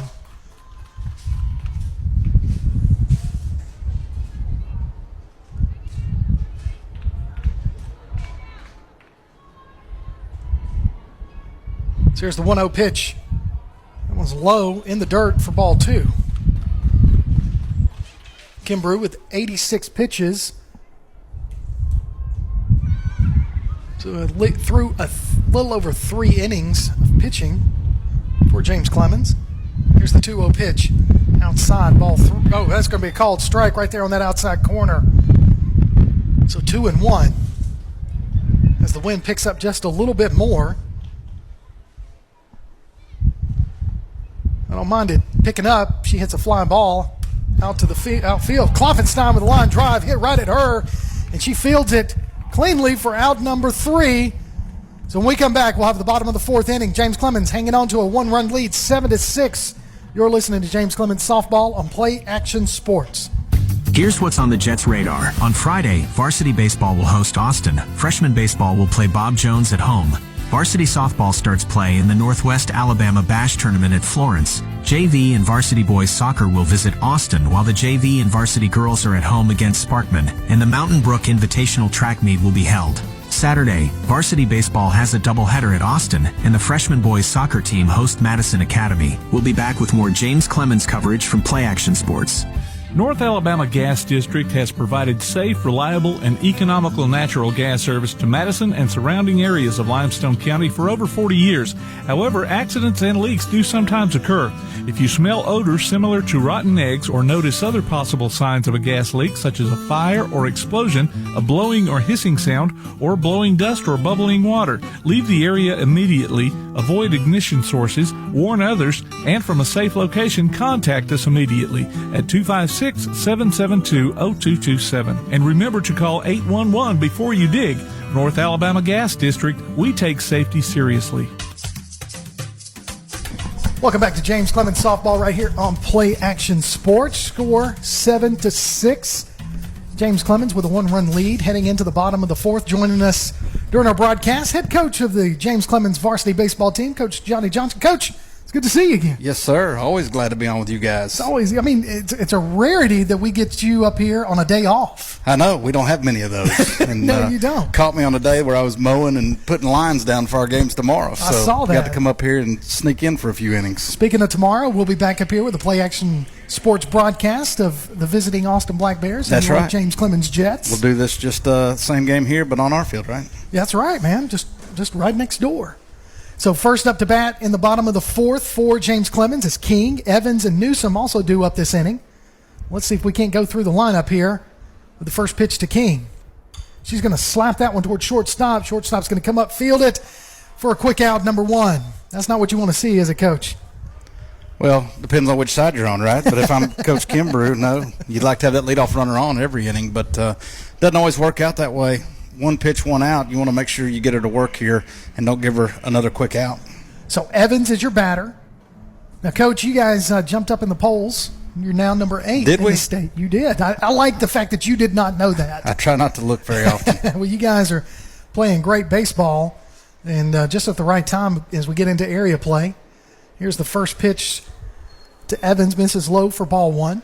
So you guys, we've had a good run. You've had a good run. Started off as a roller coaster and wasn't real good early, but we've played much better lately. Kind of settled into your own. So I'm proud of them. So 1-0 pitch on the way to Evans. She's going to swing and miss that one for a strike. Change of pace right there. She threw that off-speed pitch, and she was way out in front of it. So that's the way Pendleton's been pitching. She's got that changeup kind of working for her right now. So 1-1 the count to Evans with 1 out in the bottom of the 4th. Outside pitch called strike 2. He got a liberal strike zone to that offside. He does. He likes that outside corner. But he did it last inning for us, too. He did. So the 1-2 pitch to Evans. Getting ready to be sent. Outside pitch on the corner. Misses. He let that one go. So ball 2. So 2-2 is the count. And as a coach, you don't mind him calling that pitch off the plate there as long as it's there all day long, right? So your hitters at least know what they have to protect. 2-2 pitch. Hard slap ball towards third base. Third base is going to field it, throw it over to first for out number 2. That's a nice play by the third baseman. That ball is hit hard, and she did not shy away, came up and made the play. So Breedlove over there at third base for the Black Bears. And now Abby Newsom.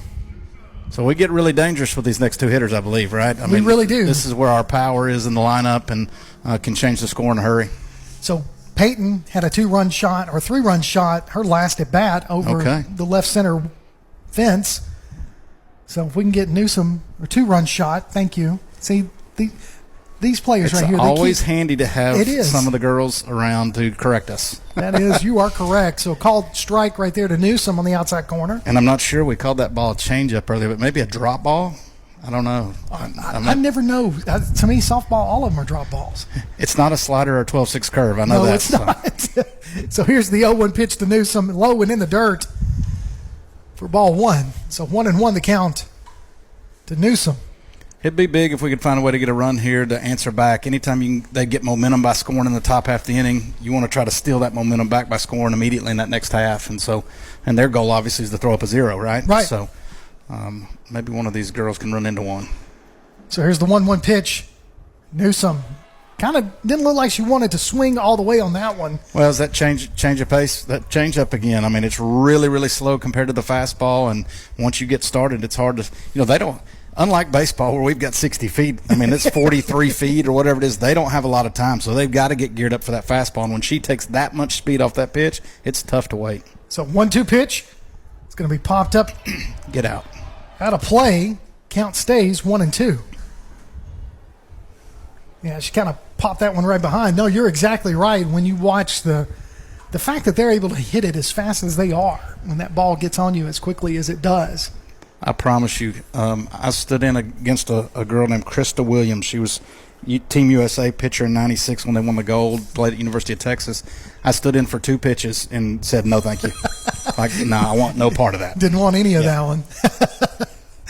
So here comes the 1-2 pitch to Newsom. That was that changeup that was high, fouled off. Battling with 2 strikes, finding a way to keep it alive. You know what I like to call that a QAB. QAB, quality at bat. Quality at bat. A little baseball terminology. Or softball. We'll say softball terminology since that's what we're calling today. So 1-2 pitch to Newsom. Outside, ball 2. Tried to go the off-speed pitch again and fool her. She's going to back herself in a corner here and have to come fastball here in a second. And hopefully that'll pay off for Abby. So 2-2 the count, 2 outs, nobody on. James Clemens with a 1-run lead in the bottom of the 4th in this area matchup. Here's the pitch. High, misses, full count. There it was. She went to the fastball, but she didn't give it to her for a strike. So be interesting here because I have not seen her pitch all game. Will she go to an off-speed pitch on 3-2 and chance walking her, or was she going to come right at her? She did that a while ago with Farrah Payton, and it cost her. She threw that fastball on the 3-2 count. There it did. And Gone. she did the same thing there to Newsom, as Newsom's going to take that one yard for the second home run of the day, one by Newsom, the other one by Payton. So Payton takes that 3-2 pitch over the left field fence. You know, I called it early as soon as she hit it, and then I got a little worried. I didn't realize the wind was blowing that hard in the left. That almost didn't get out, but she smoked that ball. So that increases the lead by 2, 8-6 your score. James Clemens on top. Now the ever dangerous Farrah Payton up to bat. Now you are familiar with the Paytons as your catcher. I'm very familiar with the Paytons. As your Colton is our catcher, yes. Leading the team with the batting average. I believe he still is. Yeah. And he's become a tough out. He's done a great job this year. He's always been a really good catcher. He's an elite thrower. He's an elite thrower. But last year he was all or nothing at the plate. He'd strike out a bunch and he'd run into one or two, and he's changed his whole approach and become a much better hitter. I wonder if Farrah showed him a few tips. They hit together a lot. So she fouls the first pitch to her for strike one. So 0-1 to Farrah Payton. Farrah's got a lot more pop than her brother. So she's 1 for 2 on the day. She reached first at her first at bat on a drop third strike, and then took the second time up to the plate over the left center fence. She's going to pop that one just over second baseman's head. Center fielder dives to try to make a catch, but unable to bring that one in for a single for Payton. It's one of those, sometimes you're better lucky than good. Mm-hmm. She got just enough of it to sneak it out in the outfield, and enough towards that right center gap where the center fielder could make a play. Good effort by the center fielder to dive, but just couldn't get there. So Sidney Plant is your batter with a runner at first with 2 outs. Well, we've done the biggest thing we needed to do was score a run to get that momentum back and answer back to what they did. And so, boy, if you could push across 2 with 2 outs, that would be big. So here's the first pitch to Plant. It's high ball, misses, ball 1. Plant also has the power to go yard.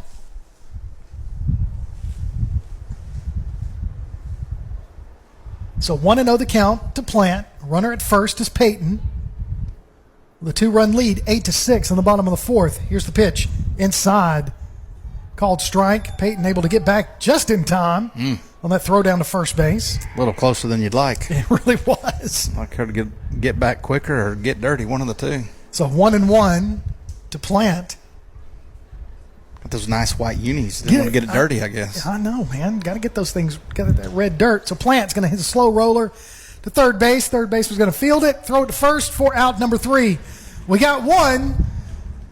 8-6 your score. James Clemens on top. You're listening to James Clemens Softball on Play Action Sports. The next time you need a pharmacy, one call to Athens Creekside Drugs, Salem Pharmacy, or Florence Express Pharmacy will fill the bill. All 3 locations are committed to providing you the best services a pharmacy can offer. Whether your needs are simple or complex in nature, they can all provide solutions that deliver results. They pride themselves on their customer service that includes timeliness, quality service, and a friendly attitude. Athens Creekside Drugs, 605 Highway 31 South, Salem Pharmacy at 28730 Highway 99, and Florence Express Pharmacy on Mall Road in Florence. Keep up with Athens and Limestone County sports with a Play Action Sports Report. Look for it every Wednesday on your favorite podcast platform. The Play Action Sports Report. Scores, interviews, highlights, and more from school, youth, and amateur sports in Athens and Limestone County. The Play Action Sports Report every Wednesday on your favorite podcast platform or online at pasnetwork.net. Welcome back to James Clemens Softball and Play Action Sports as we get ready for the top of the 5th inning. Kirk Pierce, head coach varsity baseball here at James Clemens, Coach Johnny Johnson. Yes, sir. And our producer, the ever-loving and ever-talented Mr. Tim Lambert. What is it? Producer extraordinaire, That I think is the title. That's what we really need to call him. I mean, he brings it all together. I just get to show up and talk. That's right. You know, he's here hours before, setting up, hours after. I mean, just making sure the green room is set for everything that's in my rider. Make sure there's no brown M&Ms in the bowl. Can't handle the brown M&Ms, man. So Taylor, Perkins, and Joshua do up this inning for Austin, with Kimbrough still in the circle for James Clemens. And here's the first pitch to start us off. At the top of the 5th, should be a out to right field to Salville. She does make the catch for out number 1. Once again, big. 1 pitch, 1 out, right? Right off the bat, getting that leadoff batter out. That brings up Perkins, who's 0 for 2.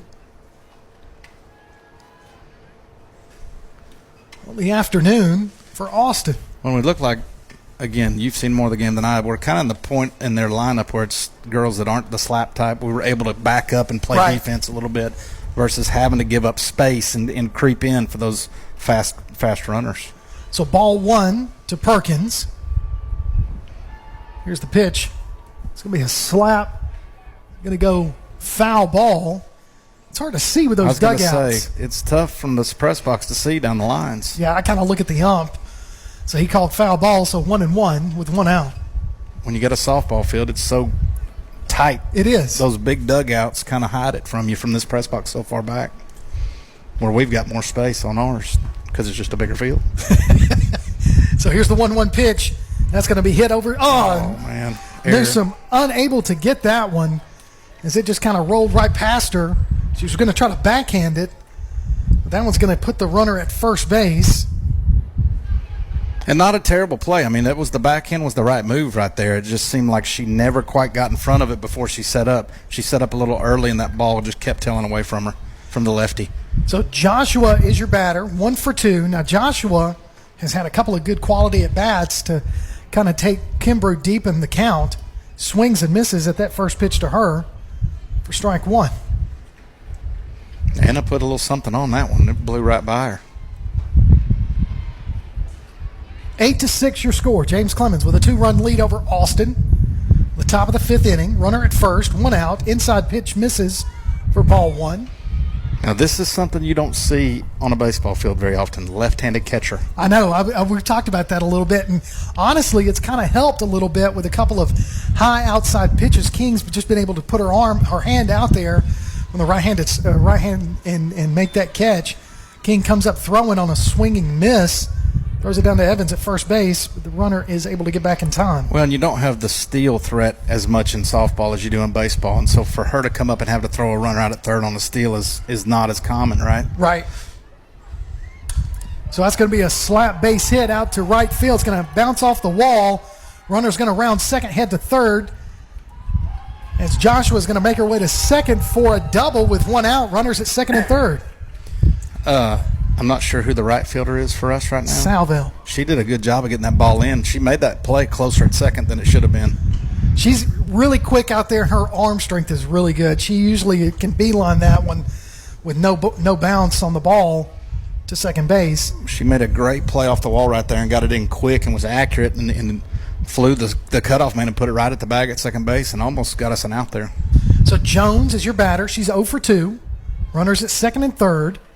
She is the number 8 batter in the lineup for Austin. So swing and a miss on that pitch right there, strike 1. So Kimbrough needs to battle here because we are at the bottom of the order with 8 and 9. Well, and this is the deal where you just want to minimize damage. You got 2 people on with that 1 out. That's a foul ball out of play. You know, in a 2-run lead, and we're getting later in the game, so you don't want to be really fine and end up walking somebody or grooving a pitch, trying to be too fine. Just take outs. Even if we got to trade a run for an out right here and then another out, you know, we get out of this with a 1-run lead still. So pitchers get in trouble sometimes when they get in this situation by trying to do too much instead of just take outs. So here's the 0-2 pitch outside, misses ball 1. Try to get her to chase that one, but Jones held up, did not go after it. So 1-2 is the count.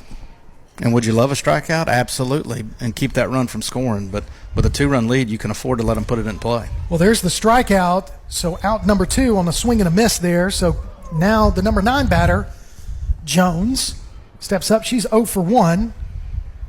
Now we're back to those slappers, the girls that look like they can run a little bit. Especially from that left-handed side. I mean, they slap that down third base line. And here comes the defense. And this is unique to softball, right? I mean, you don't see this on the baseball field where your shortstop and second baseman are crashed really even with the pitcher. Right. And you leave the corners back. So that's Newsom and Klopfenstein up even with Kimbrough. It's just interesting because you do leave the middle open, right? You really do. And Austin's gotten a couple of hits off of this right here. So that's a slap kind of bunt that goes foul. And I guess unless you got a girl that slaps just extremely well and can control where she puts it, most of the time they're trying to hit it to that left side, right where that shortstop is right now. I guess if you get an elite type slap hitter, they could do it up the middle all day and hurt you. But he obviously feels like she's going to try to hit it right at us. So 1-2 on that slap swing again goes foul. So now, I guess from the left-handed side too, if she can maybe see that changeup coming a little better. I don't know. That's just a theory I have. Maybe we'll see. So. See if Anna, ahead in the count, 1-2, tries to throw that changeup.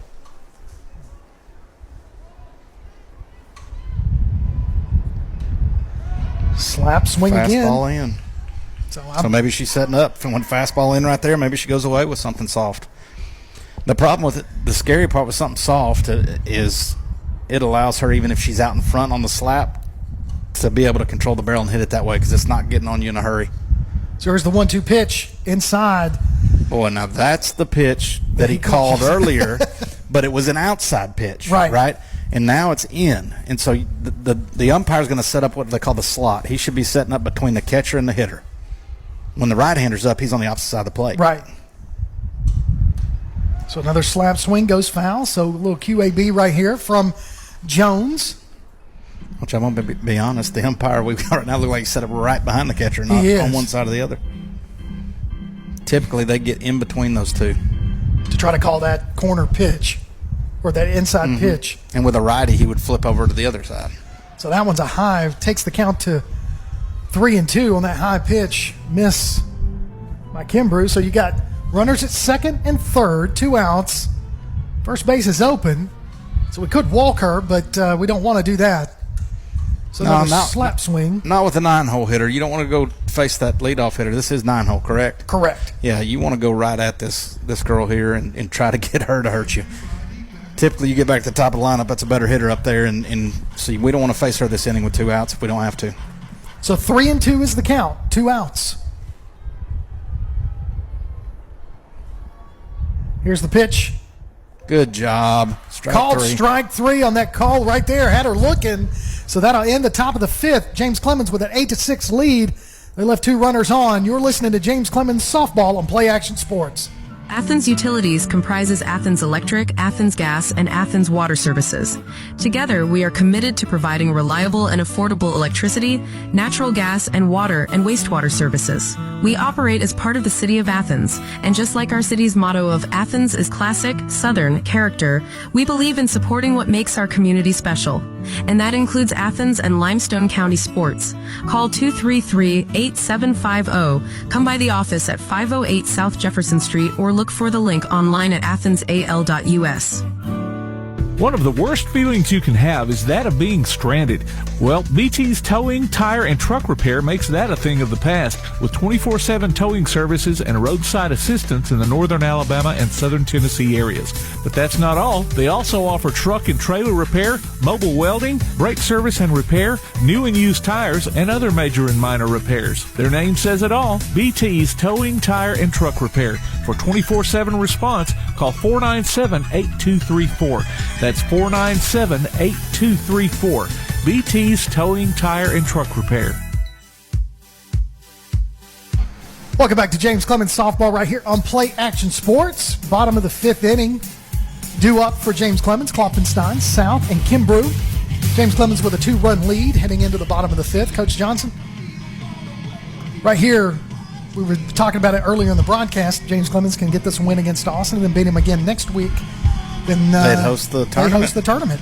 I mean, that's big. That is huge. For they got some young girls on this team that are playing and Absolutely. Started off a little rough, but they've been playing much better the last few weeks, and giving them a chance to be in that position is huge. And they did what they needed to last thing. We talked about stealing momentum and putting up that 1 run to answer back. Now they threw up the 0. Now can we try to put the death nail in right here, right? Score 3 or 4 or something like that, and it'd be big.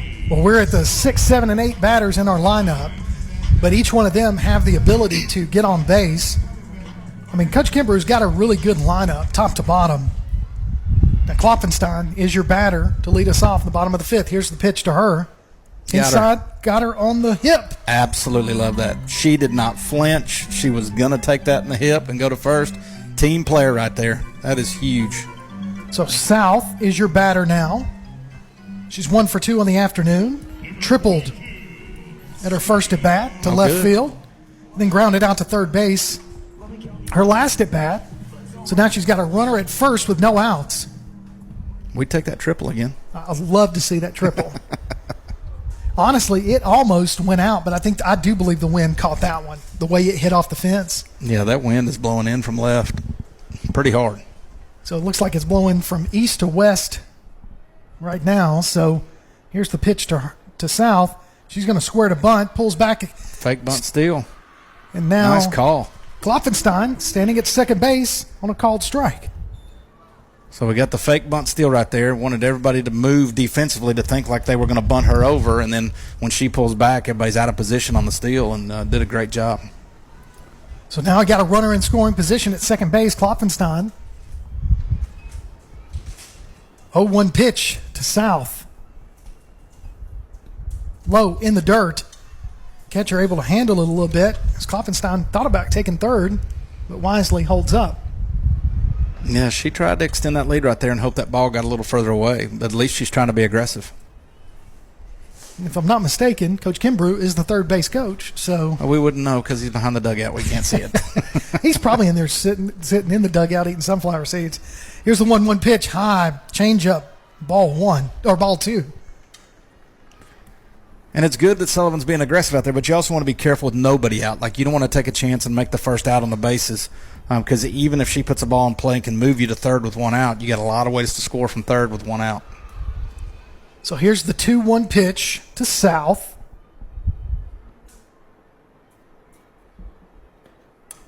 She's going to foul that one. Looks like it's going to go out of play towards almost to the batting cages. So count goes to 2-2.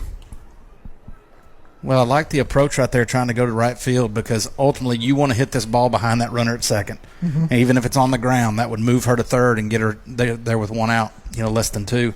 So anything she can do to hit the ball the right side right here, that's her job. If she can just get it over the second baseman's head. I mean, she's got a huge gap there between right and center. We talked about quality at-bats. Even if she grounded out to second and moved the runner, that would be a QAB. That's it. I love a QAB. So the count goes to full on that ball. So 3-2 to South with nobody out and a runner at second.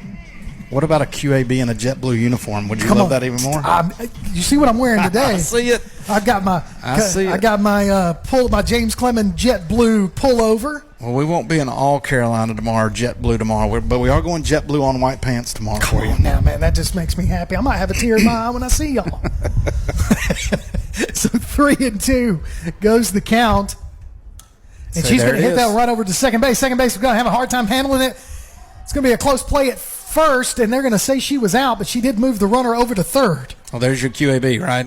In our chart right now on our field, we're putting a big Q. So she did her job moving that runner. Now we got less than 2 outs, runner at third. There's lots of ways to score that run and add to our lead. So Anna Kimbrough is the batter, 1 for 2 on the afternoon. She struck out at first at bat, but then singled to right field her last time up. So let's get a duplicate of that last at bat for Kimbrough.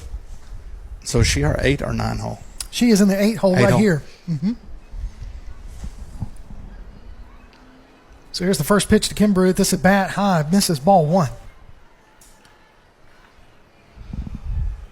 It'll be interesting because the corners play so tight. It's hard to get like a safety squeeze like we might do on a baseball field. They are way in, and so you'd really have to have somebody who can run at third to pull that off because they can't take a lead. Yep. So you're really looking for something up the middle. See, that middle's wide open. Inside, almost caught Anna right there, but she kind of stepped out of the way on that. Well, unlike Sullivan, she jumped back and didn't take that one in the leg. But with her being our starting pitcher, she's going to need those legs, so maybe not take one in the knee right now. So 2-0 the count to Kimbrough with a runner at third. That's Klopfenstein. She's going to foul that one out of play for strike 1. Boy, she was right on time just underneath that one. So we saw that you called a hit and run the other day. I did that just for y'all. I could tell. We even said it. Didn't work out. But we hit it right at the second baseman hard. It didn't quite get through. But I just wanted to say I did it once for you guys. Well, we appreciate you thinking of us during the middle of an extremely important ball game.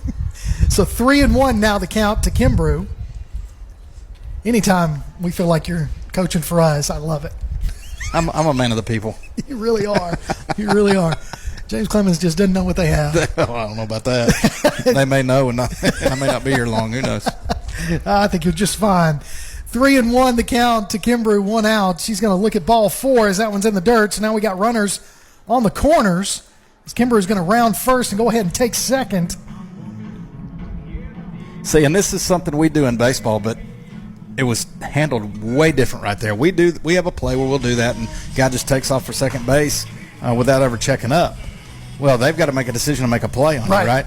She never even turned around. And the problem with not turning around and trying to get an out somewhere is now you've got 2 runs in scoring position, and you're about back to the top of the order, right? You're in the 9 hole right we got the 9 spot right here. So here. you're 9-1-2 with runners in scoring position and, little base hits, 2 runs now instead of just 1. So Kimbrough comes out for a courtesy runner. That's Hinderlong at second base. So runners at second and third with 1 out. And now Thompson is your batter. 0 for 1 on the afternoon. Outside pitch misses, ball 1.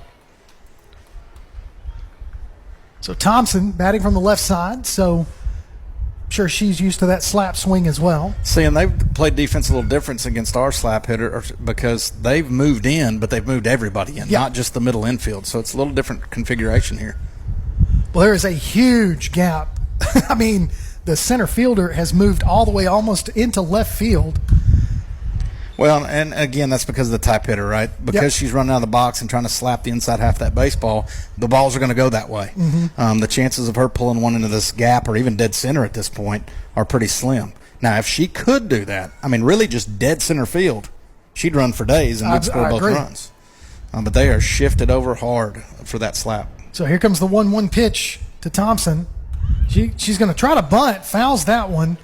So count goes to 1-2. That's a tough combo right there because not only is she trying to bunt and get out of the box, she probably got out of the box a little early instead of getting the bunt down, but that pitch was off the plate. And so that combo of her going one direction, that pitch being off the plate the other, tough to get that down, and she fouled it off. So 1-2 the count to Thompson with 1 out. She's going to step out of the box, take a practice swing, and gets back in, recalibrates, and ready for the 1-2 pitch. On the way. She's going to pop that one foul. Staying alive with a 1-2 count. Well, it's a tough at-bat. And the more pitches you see from that pitcher in a single at-bat, the percentages of you getting the ball in play right here go up. And so she keeps fighting right here. She's going to find a way to get one in play. So Pendleton right here in a little over 4 innings has thrown evenly 100 pitches. She's right there at the central. In 4 innings? Well, going into the 5th now. Yeah. 4 1/3, I guess. Just a little bit. That's a lot of pitches. It really is. I don't care if your arm's swinging underhand or overhand. That's a lot of pitches. So the next pitch to Thompson misses outside, ball 2. So 2-2 the count to her.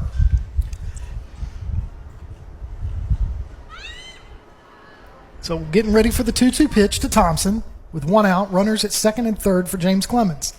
Here's the pitch. And that one's going to miss high for ball 3. So full count there to Thompson. And she's just battled back to a 3-2 count. Austin fans did not like that call. They wanted that one. They felt like it dropped in. Hard part for her right now is being disciplined. 3-2 doesn't mean you got to swing at anything. That's sometimes hitters get out of control and swing at pitches that are really ball 4 because they get a little bit of pressure. And she's going to hit that one right back to the pitcher. Oh, they got trouble. We got trouble. So now what do? I'm going to try to score this run. So now you got people in a pickle, and they tag Klopfenstein trying to go home.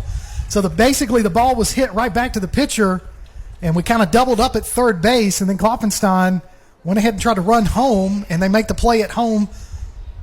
We still have runners at second and third with 2 outs, and now we're at the top of the order. The mistake there is our courtesy runner just put her head down. She saw the ball hit. She just saw Sullivan kind of took off and then went back to third. Well, she just put her head down and went for third, and we ended up with 2 people at third base right there. And then it's a matter of just who can stay on the run down the longest and hope we get something in, and we did not. On the backside, though, we did a great job of going ahead and taking second base instead of just stopping at first and watching what went on. She's got to get as far as she can get and hope we end up right where we were, second and third. that ground ball back to the pitcher, if she throws her out at first, we're in this situation anyway. Right, exactly. So it ended up working out for us like it would have. So the first pitch to King, who was 2 for 3 on the afternoon, is a ball. So King singled her first 2 at bats, then grounded out to the shortstop last time up. So let's see if she can get us a single right here, score at least one. She's going to bloop that one out towards left field. Left fielder's going to range under it, make the catch for out number 3. So we didn't score any. We left a couple of runners on base. 8-6 your score. James Clemens on top. When we come back, we'll have the top of the 6th inning. You're listening to James Clemens Softball on Play Action Sports. North Alabama Gas District has provided safe, reliable, and economical natural gas service to Madison and surrounding areas of Limestone County for over 40 years. However, accidents and leaks do sometimes occur. If you smell odors similar to rotten eggs or notice other possible signs of a gas leak, such as a fire or explosion, a blowing or hissing sound, or blowing dust or bubbling water, leave the area immediately, avoid ignition sources, warn others, and from a safe location, contact us immediately at 256-772-0227. And remember to call 811 before you dig. North Alabama Gas District, we take safety seriously. Keep up with local school, travel, youth, and amateur sports throughout the week with the Play Action Sports Update. Listen weekday mornings at 7:30 and weekday afternoons at 1:30 and 3:30 as we bring you the latest scores, news, and announcements from Limestone County and surrounding communities. That's the Play Action Sports Update 3 times a day, Monday through Friday on 1080 WKAC. Welcome back to James Clemens Softball here on Play Action Sports. I'm Kirk Pierce. Alongside me, head coach James Clemens Varsity Baseball, Coach Johnny Johnson, our producer extraordinaire, Mr. Tim Lambert, bringing you this afternoon's action right here at the Jetsplex, home of James Clemens softball and baseball teams. Right now, we're getting ready for the top of the 6th inning with James Clemens' 2-run lead over the visiting team from Austin, the Austin Black Bears. 8-6 your score, as Anna Kimbrough is still in the circle for James Clemens due up this inning. We're back at the top of the order, Coach, with Fuqua, Higdon, and Wright. Very dangerous hitters so far and have proven so for Austin. Well, it's a big inning right here. When you're 6 outs away from winning, and you got the top of the order. So if we can get through this top 3 to 5 right here cleanly, got a real good chance headed into that 7th inning to finish this thing off. So here's the first pitch to Fuqua, and she's going to foul that one out of play for strike 1. Fuqua is 1 for 1 on the day. She's walked and was hit by a pitch her last at bat. Second time up, she doubled on a hard ground ball out to center field as we were kind of playing her just like we're doing right now, very shallow. It's a tough time of night, too. The sun's starting to set, and those outfielders in left side of the infield, got to deal with that sun. Yeah. Especially with her slapping the kind of that direction. Yep. So the count's 1-1, and she Just does like that. She slaps that to left field. Right over South's glove is for a leadoff double to start the top of the 6th. I thought maybe the wind would hold that up like it did for us a few innings ago, but it cleared her just enough. So it looked like South kind of came up on that one just a little too quick. Well, that and the only thing you don't like to see right there is her running with that glove up. It's one thing to be shielding the sun with it, but it would have been more efficient for her just to run normal and then reach up and catch that ball. Her last about 6 steps with that glove extended, and it slows you down. Yeah. And she didn't miss it by much, though. So now it brings up Higdon. Higdon sacrificed to the pitcher and then singled to shortstop and grounded out to second her last at bat. Misses. The first pitch to her misses for ball 1. So 1-0 the count with a runner at second, nobody out, top of the 6th. Well, the beauty of having that 2-run lead is we can play for outs still, right? That's right. Because that 1 run staying on second isn't going to be the tying run. Well, that's a hard shot down the third base line. It wasn't foul by much. No. Well, she turned on that pitch quickly, so foul ball takes the count to 1-1. Tell you what, I just commend both of you guys. The whole, I know you guys do a lot with the fields. Mm-hmm. I'm just looking at both of these fields. They look fantastic. Well, I appreciate it. We do spend a lot of time on them. And you could tell that was a change up there by Kimbrough. Dropped in the zone for a 1-2. That was a strike. Called strike right there. So 1-2 to the number 2 batter in the lineup for Austin. She's going to hit that one right back to Kimbrough. Kimbrew's going to take a look at second, throws it over to Evans. But that is going to move the runner over to third base. When one out.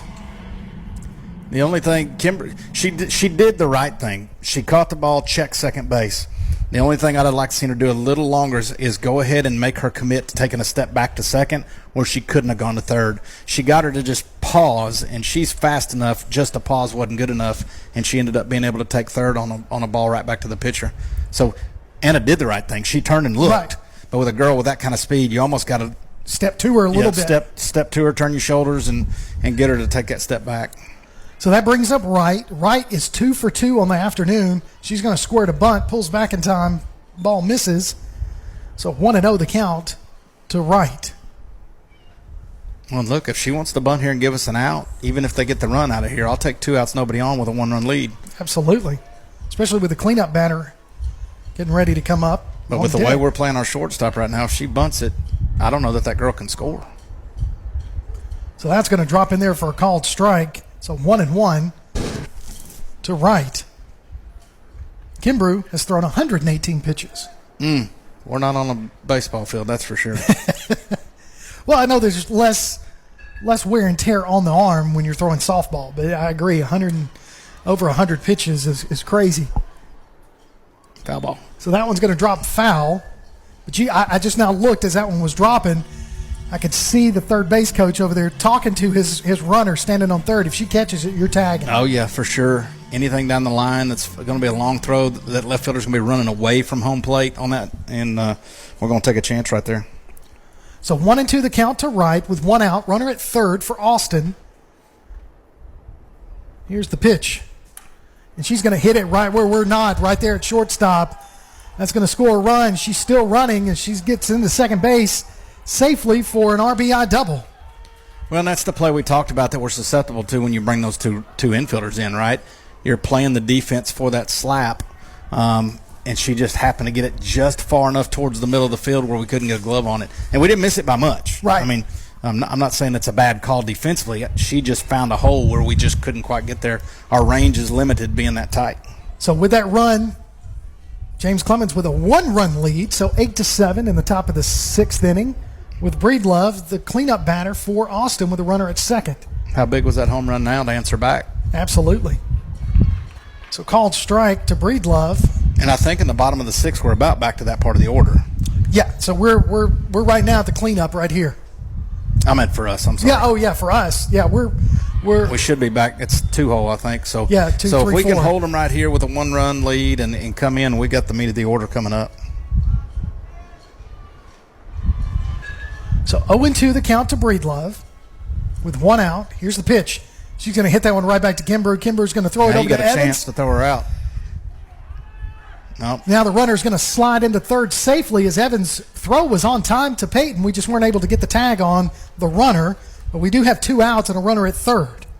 I thought when she paused that long at second base, we might have had a chance right there, but she slid to the backside of the bag and avoided that tag just long enough.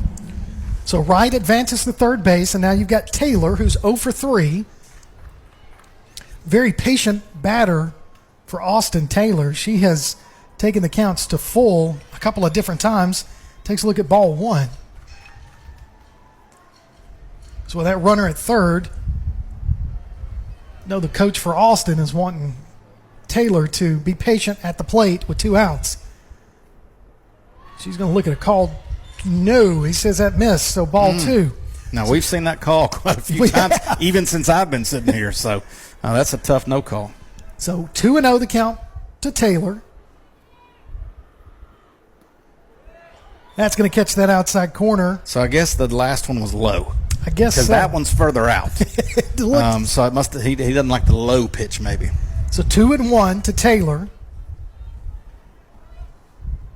Here's the pitch, low in the dirt, ball 3. So 3-1 goes the count. So you've got the number 6 batter on deck for Austin with 2 outs. 3-1 is the count. That's going to be right down the middle, but low for ball 4. So now you got runners on the corners. And I know we're at a different angle because we are up high, and so that looks better maybe than it was. But boy, that looked like a good pitch. It looked good. And it may have been low again, right? Because of our angle. It's tough to tell. So 2 outs and runners on the corners for Austin. It's going to miss outside for ball 1. And I'm up here calling him out like I'm the guy that's had 12 beers in the left field stands going, that's a strike. Well, we can do that up here. Oh, can we? Not the 12 beers.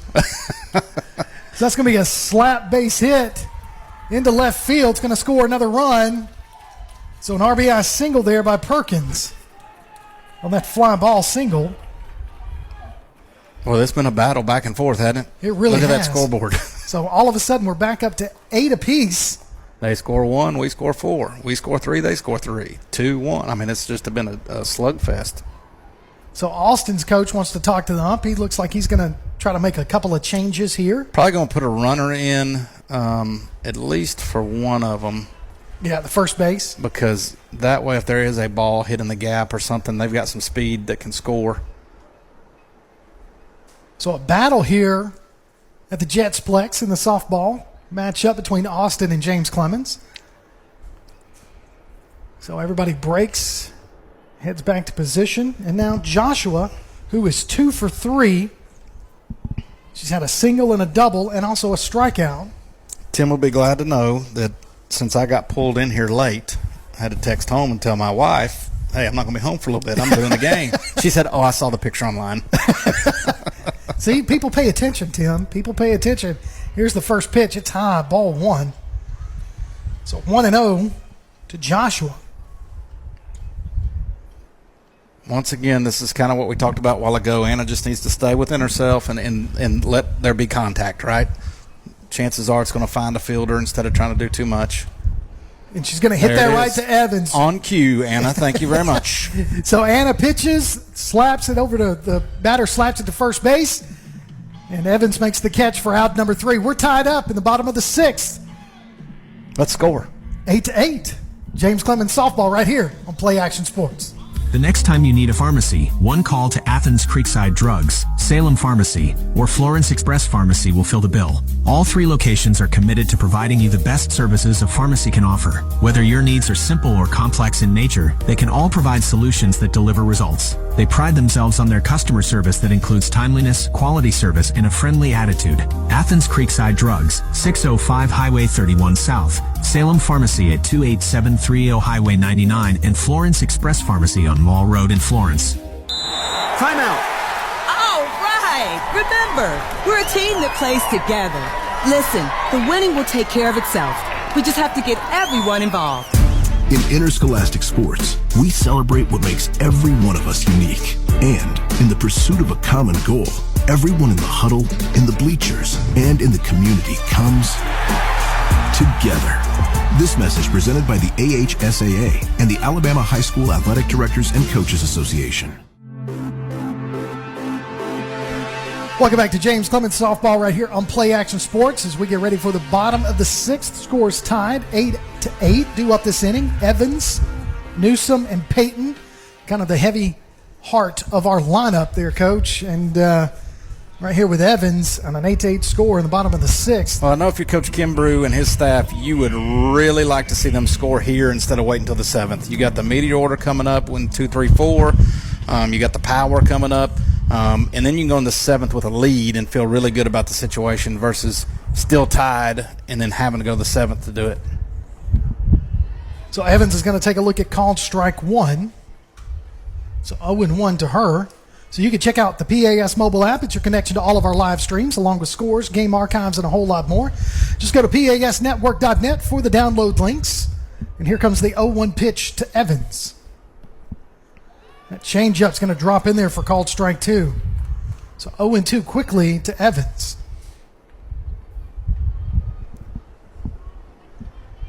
Sun's starting to set just a little bit more, so you can see some shadows, or at least it went behind the clouds. I guess that's what it did.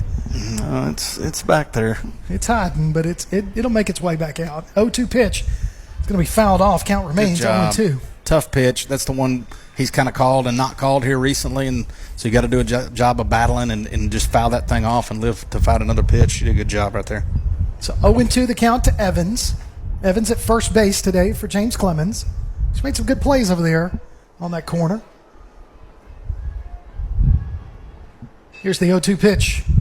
Outside.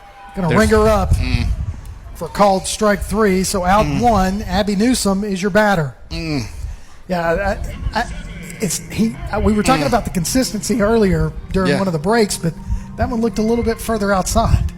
Yeah, like in the left-hander batter's box? I mean, maybe it curved. I don't know. Well, just giving the benefit of the doubt. I try to be nice to umpires. As long as I don't have to be one, that's it's easier for me to second guess them. So Abby Newsom, 2 for 3. She's going to have a hard shot right there into the gap. Rolls out to center field. So a single to get on base. Come on, Farrah Payton. With Payton, who's already got 1 home run on the afternoon, 2 for 3 on the day.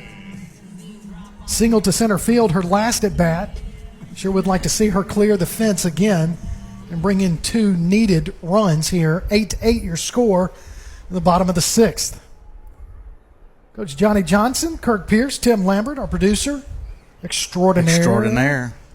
The Heartbreak Kid and the producer extraordinaire. I don't know where those things come from. You get Tom. Tailgate Talk, Applebee's Tailgate Talk on Saturdays. I tell you, you get Tomcat going. Uh-oh. So Peyton's going to hit that one towards right field, and it clears the wall. First pitch, 2-run shot over the right field fence for her second home run of the game. Good for her. And I'm going to tell you what, that is not an easy part of the ballpark to hit a ball out. That just shows you how much strength and power she's really got, and is really just learning to use, right?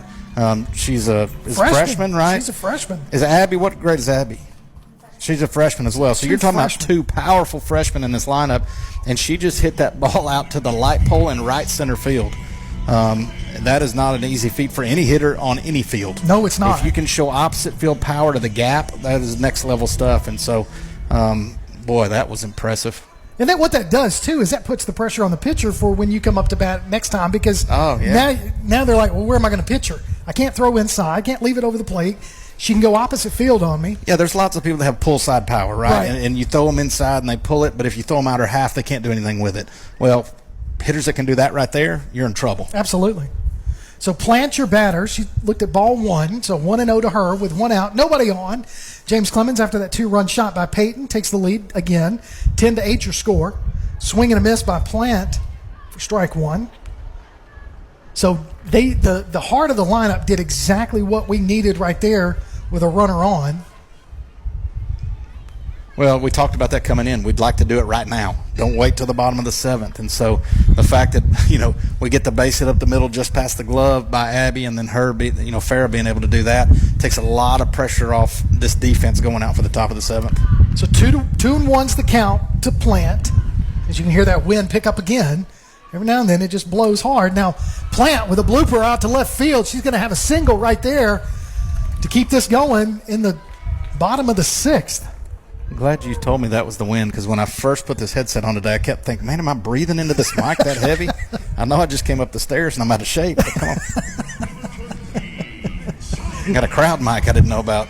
No, well, we do have a crowd mic, but So it looks like Plant's going to have a courtesy runner. I'll get that for you. Pinch runner. Or do they? They do courtesy. I thought it was just pitcher and catcher, though, right? Well, I guess that would be a pinch runner there. Because you got a courtesy for pitcher. Unless softball may be different now. No, you're right. But that'll be a pinch runner. And can you courtesy run for the DH in softball? I guess you can. I don't know. You can't in baseball. This is all new to me. So I figured for our DH, we would have to pinch run, right? And right. Now I could re-enter my DH if I wanted to with the re-entry rules, but one time I can do that. So Kloffenstein is your batter. She fouls off the first pitch for strike 1. So 0-1 with Salvell running for Plant at first.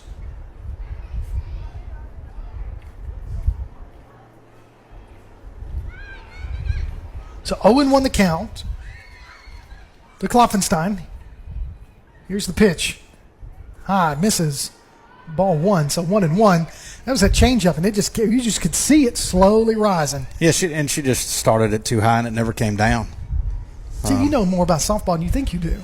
Well, the theory of all of it's pretty similar, right? Right.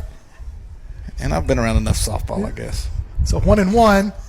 As Salvell's going to take a lead, ball gets by the catcher, so she's going to go ahead and move over to second base. So now another runner in scoring position for James Clemens. Well, boy, nice to tack on a third this inning and give us a real good cushion going into that seventh.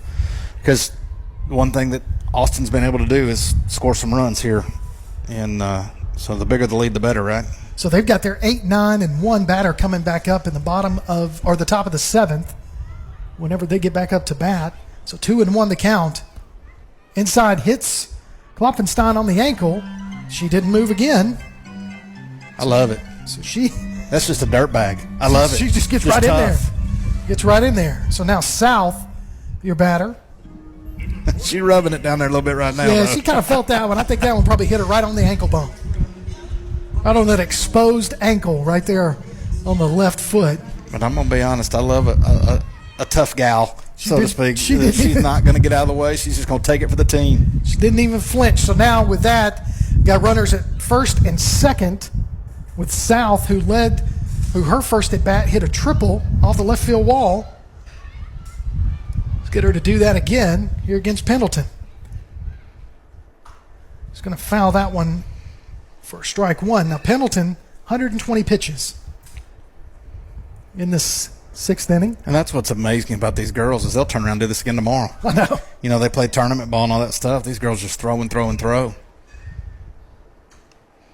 My guys would be looking for ice baths and Advil and calling mama. That's right. Tell coach being mean to me. Here we go. 0-1 pitch. Bring me a Gatorade. Swing and a miss. Well, they change up. Bring me a Gatorade. Is that a sponsor? Should be. I don't know. They serve that at Applebee's or Tzatziki's, so I'm not sure. It depends on which kind of soft drink product they have in the restaurant. That's right. So 0-2 the count to South with 1 out. Bottom of the sixth. 2-run lead. Outside corner.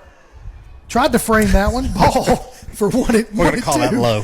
That was supposed to be in because I don't think that's a strike. But first of all, I do not think that's a strike. But it's been pretty inconsistent there. We'll take the ball. I mean, I think it was the right call. That's the pitch that struck out Evans just a couple of batters ago, or a few batters ago. We've moved past that. We have. We've gotten 2 runs since then. So 1-2 pitch. Here it is. It's going to be fouled off. If she'd have kept that fair, that'd have been trouble. Little swing and bunt. So count remains 1-2. I think you have to do that. I have to clap. Yeah, I didn't want to do it loud. I didn't want to get on the broadcast. I appreciate that, but it's okay. We're all family here. 1-2 the count with 1 out. Runners at first and second for James Clemens South. Getting ready to look at the 1-2 pitch. It's on the way. She's going to kind of swing bunt that one. It's going to get by the first baseman right under her glove. She's going to be safe. I'm going to tell you what. The English on that ball. I know. It's crazy. That looked like something I'd hit on a pool table on accident. So, miss the cue ball and just spin sideways. I've made that shot on a pool table before. And it just hit and spun sideways, and the poor first baseman had no chance, went right under a glove. So off of that error, Anna Kimbrough comes up with batting 1 for 2 on the afternoon with bases loaded and 1 out. Chance to help herself out. Absolutely. Like to see her go yard here, too. I'm just going to call it. She got that kind of pop? I don't know. I think she can. That'll make her dad happy. I wouldn't be greedy. I'll just take a base hit. Score Absolutely. 2. Yep. Well, she's going to pop that one to third base for an out. So 2 outs right there with bases loaded. I tell you what, those balls to the left side have got me fooled. They hit those, and I think, oh, that's trouble. That's over the infield. And just it barely gets past third. It just dies in that wind and that backspin from that ball. So now Kayla Thompson, your batter, 0 for 2 on the day. Bases loaded, 2 outs. She switched right-handed. Oh, she did. So I guess maybe she slaps from the left, but she's got a little more pop from the right. So we're going to go see the little more pop from the right here. I like this. Little switch hitter. with a right-handed pitcher.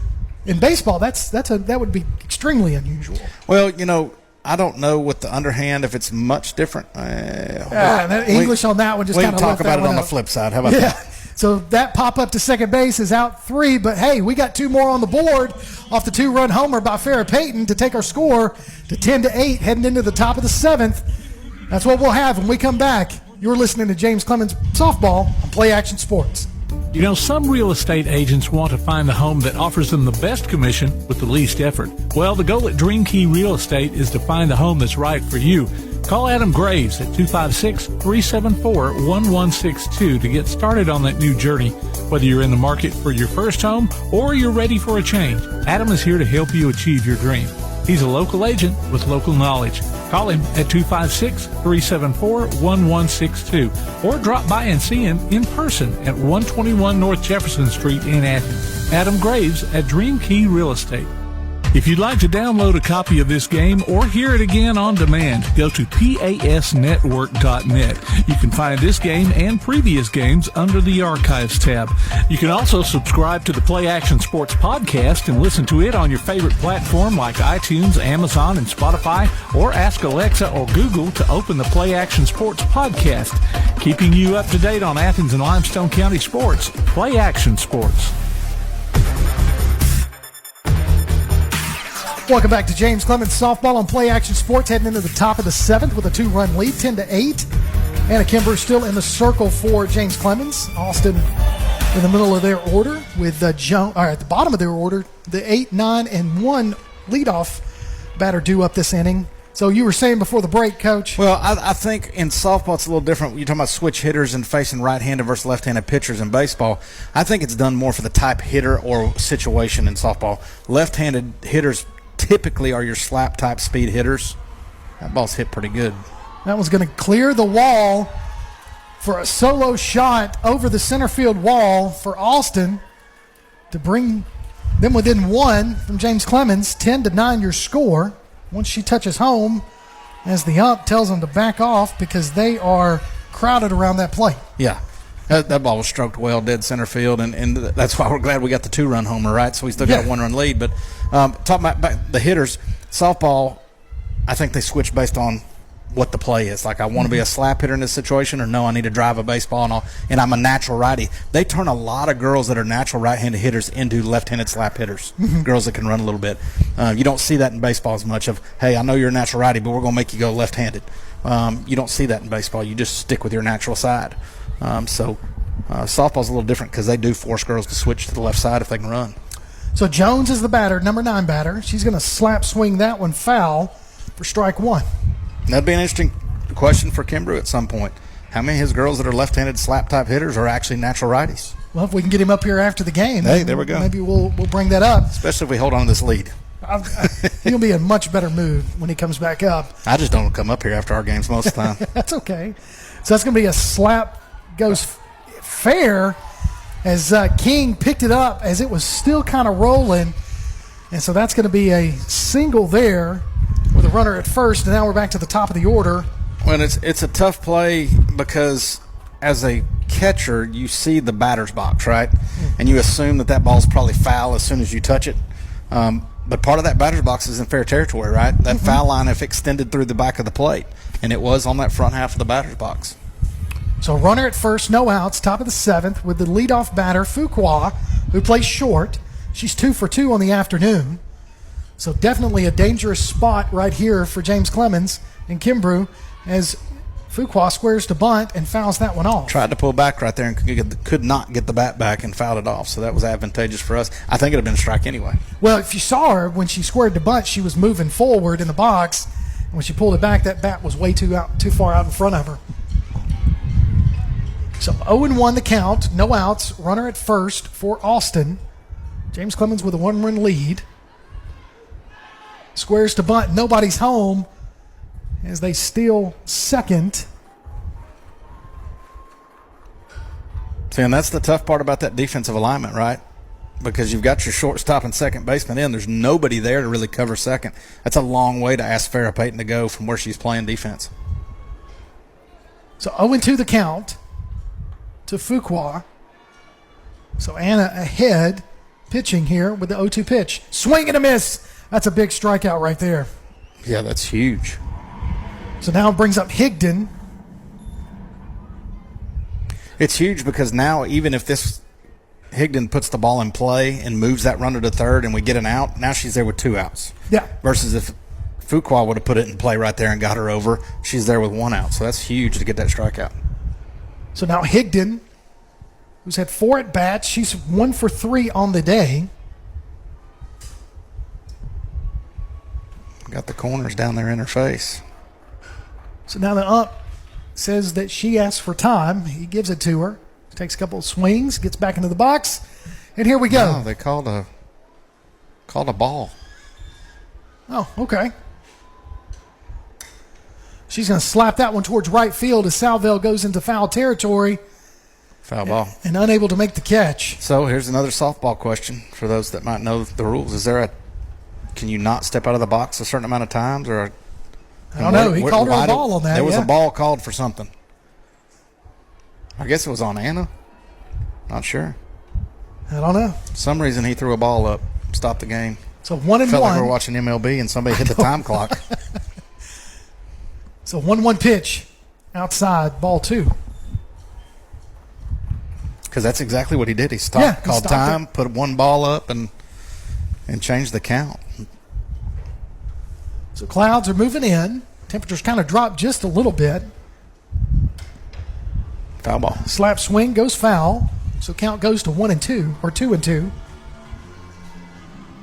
To the number 2 batter, Higdon for Austin. 1 out. James Clemens holding on to a 1-run lead, 10-9 so far. We got to get these 2 outs here to secure the win. No doubt. Need these 2. Give us a chance for Thursday. Or not Thursday, next Tuesday, I guess. So Higdon hits that one. Cleared her. So that one's going to bounce off the left field fence. It's going to score a run. She's going to go to second base with an RBI double. And that's going to tie the ball game. Here we are again. Tied. So Jones comes in to score, and now Wright, who is 3 for 3 on the afternoon, she sacrificed her only time she hasn't been on base. She sacrificed to the pitcher on a bunt. So now, not exactly the person you want up right now? Not at all. No. Do you walk her? Who's on deck? So you've got the cleanup batter, Breedlove. Now, Breedlove hasn't really hurt us so far today, but this is the batter that's really caused these past 2 and 3 in the order have really caused damage. Well, again, this is a different game. Well, she is step swinging. And oh, no, we just threw him a run. Higdon stole third, and the pass ball by third base brings in the lead run. And again, it's an interesting setup because she stole third, and that throw was really a little high, I think, for Farah. And I'm not sure she was there on time covering. So now your score goes to 11-10. Austin with their first lead, or the second lead of the day, because they took a 1-0 lead heading into the bottom of the first. So the top of the 7th, they score 3 runs to take an 11-10 lead.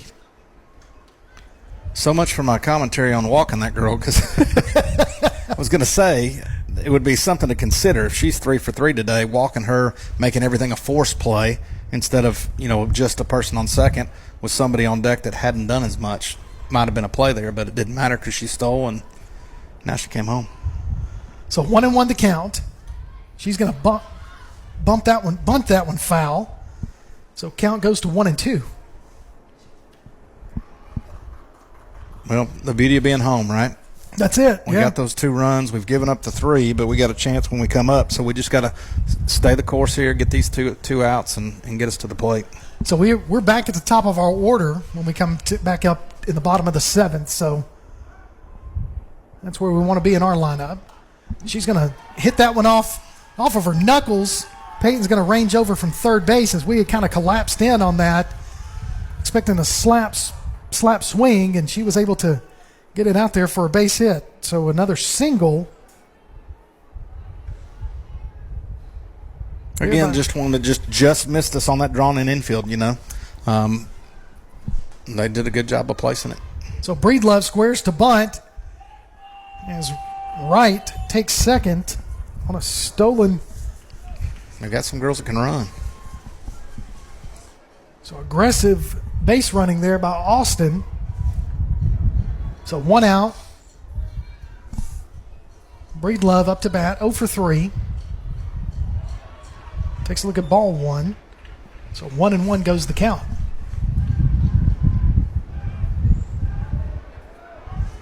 So we're at the 4 hole here. Again, somebody with the base open now that they stole, you can pitch tough to her, right? So you can kind of feel that wind pick up as Kloffenstein runs in, makes the catch on an infield pop-up. So out number 2 right there, huge out. Well, just as you said that wind picked up, and that ball almost blew back into the infield where she couldn't get to it. So 2 outs with Taylor, the number 5 batter. She's 0 for 3. Runner at second. Here's the pitch. Low in the dirt. Ball 1. And we're really in the same situation. If you like your matchup on deck better than you do right here, you don't have to necessarily walk her, but I would pitch really tough to her with that base open. There's no sense in giving in to a good hitter right here. Because if you walk her, it's no big deal. You face a weaker hitter on deck, and you got a force everywhere with that base open at first. So 2-0 the count to Taylor. She's watched 2 balls go by.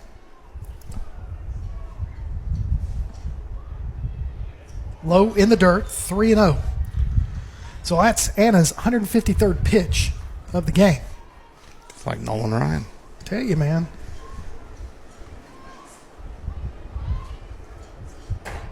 .30 pitch. Ball 4. So now runners at first and second with Perkins, 1 for 4 on the day. She singled to left field in her last at bat. So 2 outs, 2 on.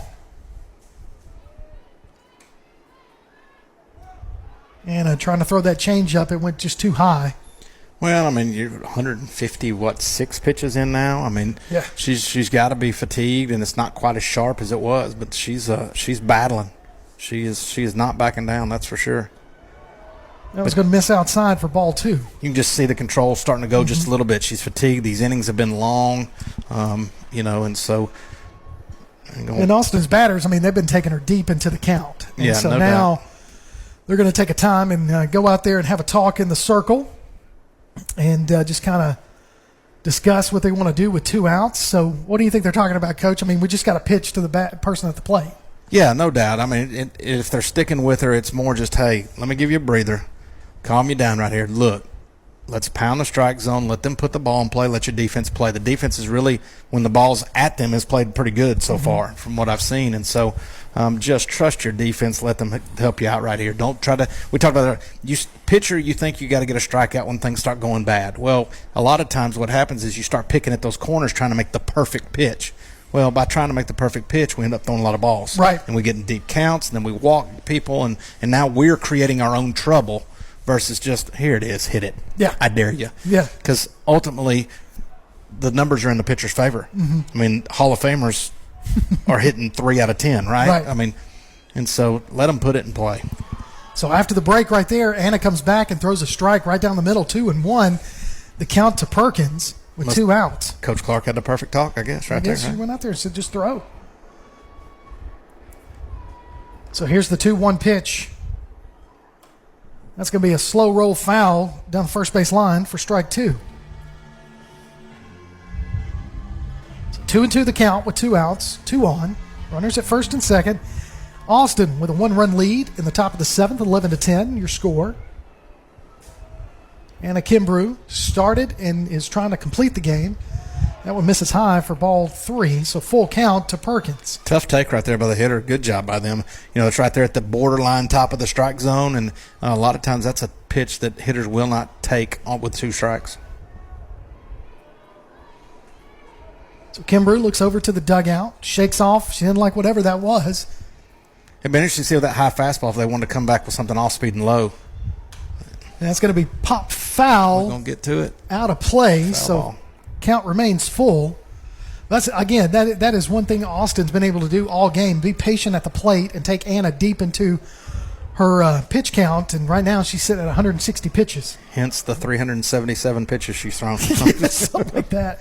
But, I mean, really, their pitcher has too, right? Absolutely. I mean, her pitch count was really up there. Actually, hers was worse at one point than Anna's, if I remember correctly. You are correct. So here's the 3-2 pitch.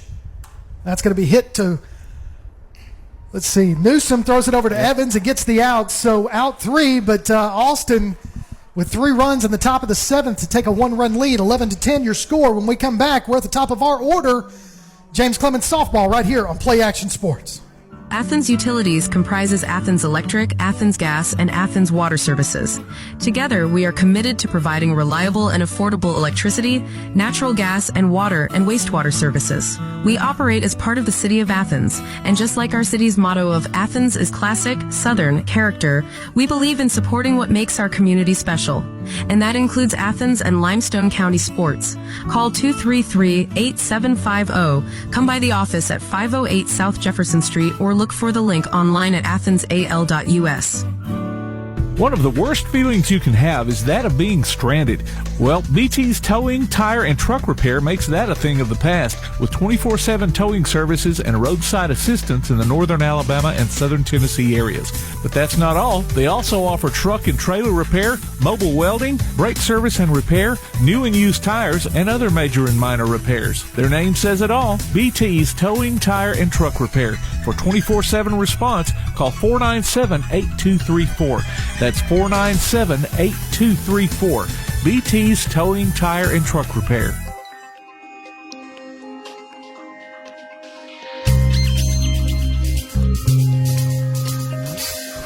Welcome back to James Clemens softball right here on Play Action Sports. Due up this inning. Right where we want to be. Absolutely. We got the top of the order, correct? Top of the order. And so we are, let's see. Let me get back to where I was. So it's going to be King, Evans, and Newsom due up this inning. Austin with a one-run lead, 11-10. The bottom of the 7th. Here we go. As King did you see what she was doing there? She started to slide her hands up. She was going to try to catch it off the end of the bat on a bunt. Yeah, she just tried it. She got out of the box too quick, and it's common with lefties. They want to go towards first base so fast, but the goal is get the bunt down first. Right. Like, it doesn't matter how fast you get out of the box if we can't get the bunt down. So get the bunt down, then get out of the box. We got to have a runner here. Yeah, no doubt. So here's the pitch to King. She's going to hit that one foul. So count goes to 0-2. You know, if one of these first 2 get on, then you get to Abby and you get to Farrah again. And you got the winning run at the plate with power. Right. Versus them coming up with nobody on and just being the tying run. So it's huge that one of these first 2 get on. So you're looking at right now, Pendleton, the pitcher for Austin, has 128 pitches. So this will be her 129th at the ball game. Oh, man. So King, hot shot, but Pendleton fields it in the circle for out number 1, throws it over to first base. Right on one hop. I mean, that's good reaction time by her, and it was a nice play. So now Evans steps into the batter's box. She's 0 for 3 on the day. Well, she's due, is what you're saying. Absolutely. She is due. So number 2 batter in the lineup for James Clemens. That wind has picked up even more, so you can see it blowing towards the west. And she's going to look at called strike 1. And that was more, I mean, that was more of a strike. That was a good pitch. I know we've been on him a little bit about those outside pitches, but that one was over the corner there for sure. Looked good. So Evans with 1 strike, looking at her second pitch right here. Kind of haphazardly swings at that one. That change up right there, I mean, or drop ball or whatever it is. It is a much different speed. So 0-2 the count quickly to Evans. I got to get my pitching lingo down on my softball pitches. Abby Newsom on deck. You got Farrah Payton in the hole. So she's going to foul that one out. Evans does. Count remains 0-2. Just call everything off speed. Off speed. It's a fastball, and that was off speed. Off speed. Covers a lot of different things. So 1 out, the bottom of the 7th. Austin with a 1-run lead. Took the lead in the top of the 7th with 3 runs. That one's low in the dirt, ball 1. So 1-2 to Evans. I'd like to see Evans battle back here. or get a base hit right off the bat. She's a senior, I believe. Yeah, she's a senior, so this would be big for her to get on base. Yeah. And help us win this game as a senior. Been around a while for the Jets. So I think one of 2 seniors on Monster senior class. Monster. Her and Anna. That's it, yeah. So Coach Kimbrough got really good lineup coming back, but wants to get that area championship this week and next week and host that tournament. Well, you want to, I mean, with a young team, the hope is that you get a taste of what playoffs would be like or what an area championship would be like while they're young. Right. And then they know what to expect going forward and a little more determination and confidence as they get older. So 2-2 the count to Evans. Here's the pitch. She's going to hit that one towards shortstop. Fuqua picks it up. No, got and her. she's able to get it over there in time for out number 2. So really, it was a hard hit. I mean, that was a little bit deep in shortstop. So that was a long throw for Fuqua, but she was able to get it up there and get the out. So now Abby Newsom, 2 for 3 on the day. She's walked, lined out to the pitcher, hit a home run, and then singled in her last at bat. So, well, if you're down to your last out and you need 2 runs to win it, this is probably the 2 you'd want right now. That's it. So Newsom, the number 3 batter, with Peyton on deck. I doubt Pendleton would like to see Peyton again. That's 2 a ball. home runs. See, I don't know what the deal is. So he did call a ball. That is some kind of softball rule I'm not aware of, but he did step out once again and called a ball. So the Austin coach wants to go out and have a talk with his pitcher as the count goes to 1-0 on Newsom. Now, Coach, something we've kind of seen if you're driving by the back here on the behind the baseball and softball fields and everything, see some groundbreaking going over here. So what? Tell us a little bit about what's going on over there. We are excited. We've been working on this for years, and our school system has come through, and we're building an indoor facility for baseball and softball. So there'll be 4 indoor cages. There'll be locker rooms for both baseball and softball. There'll be bathrooms and showers for both baseball and softball, coaches' offices. There'll be laundry, storage, all those things. So, man, I can't be more excited about that moving dirt out there. Like, it doesn't look like much now. It's just big machines back there with dirt and some fence. But hopefully within a year they'll have that thing built and we'll have a new home. That's awesome. And I mean, it just adds to the Jetsplex. I mean, you guys have 4 beautiful fields, 2 of them playing surfaces. You got 2 extra fields, practice fields. You've got rec league comes out here. You got all kinds of stuff going on out here constantly. So it just adds to just this great facility that you guys have out here. No, excited that it's happening. It's gets us on board with most programs our size. Absolutely. That have an indoor place to go, and so can't thank our administration enough for making that happen, and we're excited about it. So 2-0 is the count to Newsom with 2 outs, nobody on. Here's the pitch. That one's low and in the dirt for ball 3. So here's the thing. You know that Newsom's got power. You know that Peyton's got power, but Kimbrough's going to say, hold it. Don't swing on a 3-0. Yeah, because you need 2 runs to win, right? I mean, there's no sense of being aggressive right here at 3-0. I have probably never, very rarely give a 3-0 swing because I just don't have those kind of hitters. And it would have to be something really special for me to turn somebody loose. So here's a 3-0 pitch. She does swing and she fouled it off. So 3-1, but that was going to be a strike anyway if she had laid off of it. I agree. And she took a hack. I mean, she just missed it. It fouled it straight back. But, and that's the debate, right? You do have 2 hitters right here that do have power, and the fastball's coming. Right. So if they've been hot enough, you can turn them loose and try to tie that game right there. Swing and a miss right there. So the count goes full. So 3-2 the count to Newsom with 2 outs. On our big field, I'm probably not doing that. No, sure not. We don't have kids with that type power consistently. These 2 have shown some consistent power, right? A little different setup over here. So here's the 3-2 pitch. Here's the payoff. Fouled back. Count remains 3-2. Boy, she's battling. So 141 pitches for Pendleton in the game. She has not. You can her velocity has definitely gotten faster over the course of the game. Yeah, because she wasn't throwing nearly as hard. And some of that might just be adrenaline at this point, too. So Newsom's going to pop it up to center field. Center fielder's going to get underneath it, and the third out. And that's going to be your final score. Austin scored 3 in the top of the 7th inning to take a 1-run lead, and that's how the game finishes, 11-10, your final score.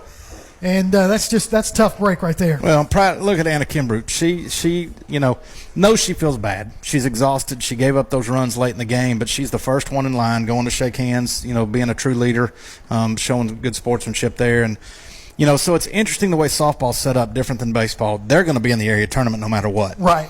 And they're guaranteed second or third at this point. So it doesn't matter because they're going to play the second or third place team. Right. The big deal was, could they win tonight and give them a chance to win the area, which meant they hosted that area tournament. At this point, I don't think they can fall to fourth. Sure. So it's probably going to be this same matchup, depending on what happens with Bob Jones in Austin. I don't know at the top. Yeah. So it'll be interesting to see. They'll be on the road somewhere for that area tournament and be in that middle game and need two wins in that area tournament to get to the regional. Yep. So, man, can't talk enough about what job Coach Kimbrough and Clark and all them have done, Lanny Rich and Gillis, and because this group was struggling early. Oh, yeah. Yeah. And they've really had some exciting games, beating Bob Jones a week or so ago and right in this game and really made things interesting when early in the year people thought they wouldn't. Well, and we've talked to Coach Kimbrough plenty of times on Play Action Sports, and also just us just having some chatter back and forth when we're not on the air. And you look at the turnaround from even last year to what these girls have been able to do and that coaching staff, but just these girls and having these freshmen come in and play as well as they have for Coach Kimbrough and the Jets is just it's made a big difference with those hits. You can just look at even what I'm going through right now, and we're a long way from done with our season. But last year, I had a small senior class, and a lot of when we were in the playoffs, we had 3 seniors on the field, I think. Wow. And so, but we got a taste of winning a first-round game, playing in the quarterfinals to Game 3 with a bunch of young guys. Mm-hmm. Now we've come back this year, and our guys kind of expect to win. Yeah. And they showed up and worked like they were supposed to win. Yep. And so we've had a pretty good year up to this point. And that's the same thing he could go through here. Like, they've got all these young girls like Abby and Farrah and a lot of young, 2 seniors, right? 2 seniors. Right. And so all these girls are going to be back. Right. And if things go well and they get a little taste of some success, that could pay off in the long run where they really have good years over the next couple. The biggest challenge for him is going to be finding some pitching. Yeah. Because unlike baseball where we've got multiple guys that we can go to, if you got one good arm, you can win softball games. Yep. If you don't have an arm on the mound, you can lose a lot of softball games, right? Like, it really hinges on that softball circle out there. And so it'll be interesting to see because Anna's going to graduate. Yep. What young pitchers he's got coming up, what's coming up from Liberty even. Mm-hmm. And so it'll be interesting because a lot of their offense and defense will be back next year. Well, we'll take a break. When we come back, we'll have some more James Clemens softball. Final score, Austin 11, James Clemens 10. You're listening to James Clemens Softball on Play Action Sports. North Alabama Gas District has provided safe, reliable, and economical natural gas service to Madison and surrounding areas of Limestone County for over 40 years. However, accidents and leaks do sometimes occur. If you smell odors similar to rotten eggs or notice other possible signs of a gas leak, such as a fire or explosion, a blowing or hissing sound, or blowing dust or bubbling water, leave the area immediately, avoid ignition sources, warn others, and from a safe location, contact us immediately at 256-772-0227. And remember to call 811 before you dig. North Alabama Gas District, we take safety seriously. The next time you need a pharmacy, one call to Athens Creekside Drugs, Salem Pharmacy, or Florence Express Pharmacy will fill the bill. All 3 locations are committed to providing you the best services a pharmacy can offer. Whether your needs are simple or complex in nature, they can all provide solutions that deliver results. They pride themselves on their customer service that includes timeliness, quality service, and a friendly attitude. Athens Creekside Drugs, 605 Highway 31 South, Salem Pharmacy at 28730 Highway 99, and Florence Express Pharmacy on Mall Road in Florence. You know, some real estate agents want to find the home that offers them the best commission with the least effort. Well, the goal at Dream Key Real Estate is to find the home that's right for you. Call Adam Graves at 256-374-1162 to get started on that new journey. Whether you're in the market for your first home or you're ready for a change, Adam is here to help you achieve your dream. He's a local agent with local knowledge. Call him at 256-374-1162 or drop by and see him in person at 121 North Jefferson Street in Athens. Adam Graves at Dream Key Real Estate. Applebee's Tailgate Talk wants to recognize our local athletes, and you can help. Go to tailgatetalk.net throughout the school year to vote for the Applebee's Neighborhood Athlete of the Week. The winner receives a gift card from the Athens Applebee's and a Tailgate Talk t-shirt from that shirt printing place. Submit your own nominations for future polls, too. While you're there, check out the Tailgate Talk archives and see what you might have missed. That's the Applebee's Neighborhood Athlete of the Week.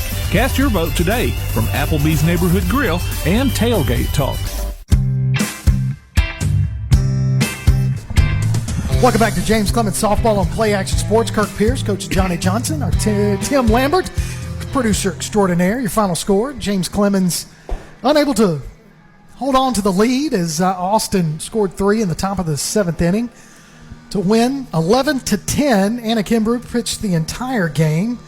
Just kind of pointing out to you, Coach, that she faced 42 batters through 161 pitches, but 104 of those were strikes. But she did give up 13 hits and 11 runs, and 9 of those were earned. She had 4 base on balls and 8 strikeouts. So overall, not really a bad day pitching. Just the way some of that defense was set up, and Austin was able to find some of those gaps on their hits. Just really, I think, came back to really bite us. Yeah, I was just going to say a couple things stand out. Number one, that's ridiculous numbers. Like, I'd never see that on a baseball field, right? But the thing that stands out is she threw 105 strikes out of 162 pitches. Right. That's getting it done. Yeah. You know? And so she didn't cost herself as far as creating her own chaos, right? She pounded the strike zone like we talked about, and, you know, they just found some hits, and she's not an overpowering pitcher. No. She's going to move it in and out, and she's going to change speeds, and, you know, it just – found some holes today, and you know, what a battle she and our offense did too. Our offense kept putting up numbers for her, right, giving us a chance, and just one of those days. You got to be proud that she competed like that. And then you look through our lineup with 11 hits, and you know, Newsom was 2 for 4, Farrah 3 for 4, with some really big hits. And when you're counting on young kids like that and that they're performing, that's you know, promising for the future. So when you look at, like you said, you had Farrah Payton had 2 home runs, Abby Newsom with 1 home run, and then South, she had a triple in the early in the ball game, but we had 10 runs off 11 hits, and only struck out 3. You know, 3 times at the plate, which offensively that was good. Just like I said, Austin able to sweep through a couple of holes and gaps in our defense that really just allowed them to stay in this ball game. So, you know.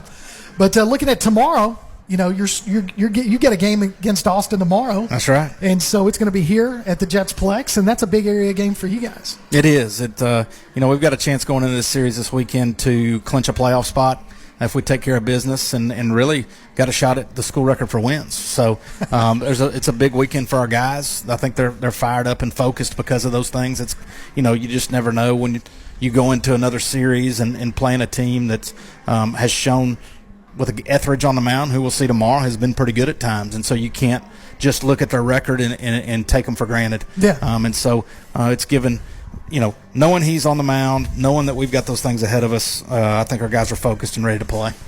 Well, I will be here tomorrow. Play Action Sports will be here to broadcast the Austin at James Clemens baseball game. We'll take a quick break, and I see Coach Kimbrough's up here, and see he's better at coming to the post game than I am. He does. He's definitely he's money when it comes to that. So I will give him a 1-0 on you on that. Absolutely. Actually, it's probably 2 or 3-0. Yeah, that's a lot. So. He's much better than me. So we'll take a break, and after we'll come back, we'll have a talk with Coach Kimbrough. You're listening to James Clemens Softball, Play Action Sports. Athens Utilities comprises Athens Electric, Athens Gas, and Athens Water Services. Together, we are committed to providing reliable and affordable electricity, natural gas, and water and wastewater services. We operate as part of the City of Athens, and just like our city's motto of Athens is classic, Southern character, we believe in supporting what makes our community special. And that includes Athens and Limestone County sports. Call 233-8750. Come by the office at 508 South Jefferson Street or look for the link online at athensal.us. One of the worst feelings you can have is that of being stranded. Well, BT's Towing, Tire, and Truck Repair makes that a thing of the past with 24/7 towing services and roadside assistance in the northern Alabama and southern Tennessee areas.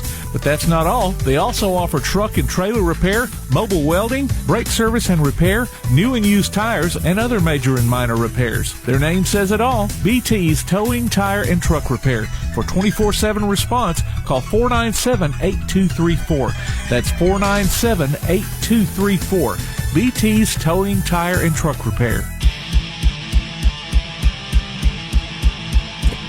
Welcome back to Play Action Sports here at James Clemens. Final score, softball, Austin 11, James Clemens 10. And joining us in the booth is Coach Brad Kimbrough. Coach, that's a tough one right there. Just good offensive numbers, just allowed too many base hits that found the gap for Austin. They are a very good hitting team, and that was kind of their MO last year, but they had exceptional pitching to go with it. This year their pitching is down a little bit, but they still hit the ball extremely well.